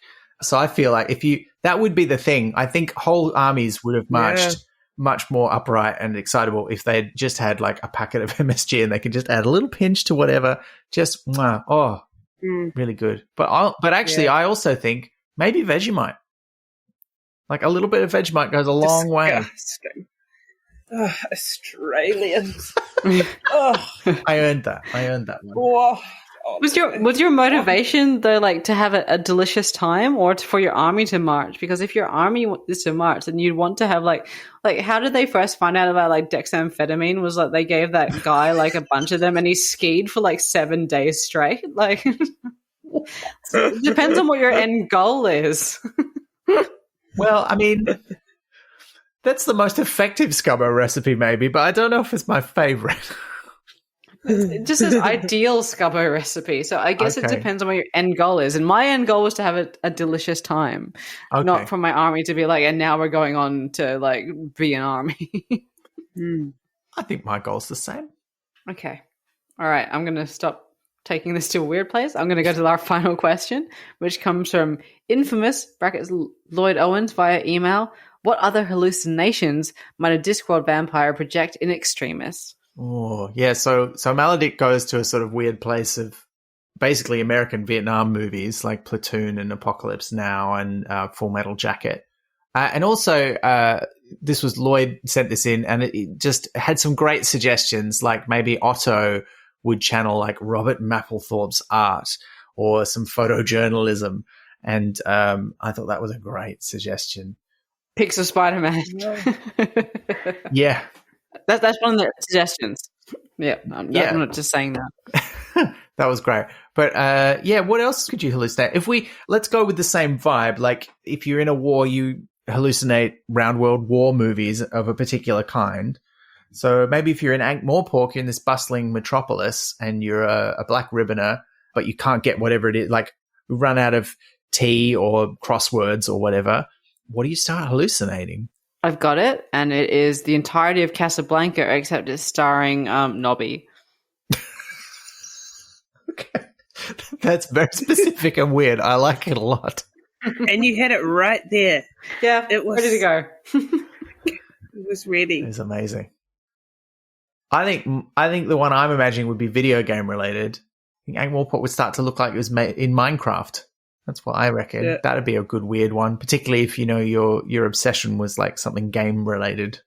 I don't know if I have an answer to it because I'm a little bit confused by how the hallucinations work. It did feel a bit like just an excuse to put some Vietnam War stuff in there that wouldn't have fit otherwise. You know? Yeah. I think it's a sick convention. I really like it. Contagious hallucination. Yeah. That's so cool. But I don't know what the parameters are. We need the mechanics of it. How wide do these go? Yeah, I did like the way it was justified by them sort of talking about the reason vampires have such acute senses is that their kind of sense of self doesn't just contain itself within their body, but extends to like a radius around them. And that kind of, and I don't know if they drew the direct line between that and the contagious hallucinations, but that was already in the book. I think it was mentioned earlier. And then it was like, okay, well, that sort of makes sense that, you know, their hallucinations would leak out into that sense of self. Yeah. I thought that was cool. Yeah. I will just say real quick that Casablanca is not available on streaming anywhere in Australia. So put aside the 5 people who have it on DVD and VHS. Like maybe it is a contagious hallucination. Maybe it is. Maybe it is. It could be the start of a beautiful contagious hallucination. I don't think we can top that as a place to sort of end our discussion. So I feel like this kind of brings us to the end. Thank you to everyone who sent in a question. I'm sorry we couldn't get through all of them. We had so many good ones. We might try and find a way to answer a few more. We'll see how we go. But Freya, thank you so much for joining us to discuss this book. Thank you for having me. It's so nice to have some nerdy chat. Yeah. If people have been wonderfully entertained by your wit and insight, which I think they should be, you know, I think it's okay if they're not. I think they will. I think they definitely have. And if they want to find you more, like, how do they do that? Yeah. You could visit my website. Hopefully it will be back up and running by the time this episode comes out because it got cancelled because I didn't have a job over the summer. Oh, no. But any second now, FreyaDalySad.com will be back up and running. And I put my shows and various bits and bobs and poems and whatnot on there. I also have a book. Yes. Head Girl is the name of the book. That is the name of the book, which came out in 2020, but it's still around. It's poems. Yeah. And of course, we'll have a link to that book and all Freya's other links in the episode notes. But that really is it. Thank you, Freya, once again. Thank you, Liz, who also can't be here as I do this outro because unfortunately we had some technical difficulties at the end of our very long recording session for this episode. We had to cut out an awful lot of stuff.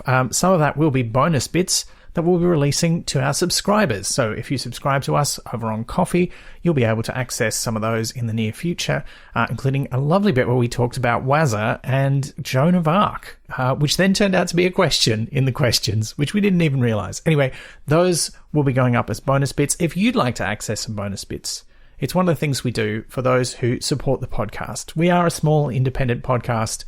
We've been going for 7 years, and it's only possible because listeners like you chip in a little bit every month. So if you'd like to support Pratchat, that's one of the main ways you can do it. Another way you can do it, of course, for free, just tell other people about the show. The more listeners we have, the more likely some of them will become subscribers, and the more we will be sustainable until we get to every single Terry Pratchett book and lots of the short stories, which, by the way, is what we're going to be reading next month. Not one short story, in fact, but 2. We're going with the theme of animal stories, and we have a great guest, Laura Jean McKay, Australian author of The Animals in That Country. That's the novel, The Animals in That Country, not the collection by Margaret Atwood. We are not having Margaret Atwood as a guest on the podcast. I mean, she might be a great guest.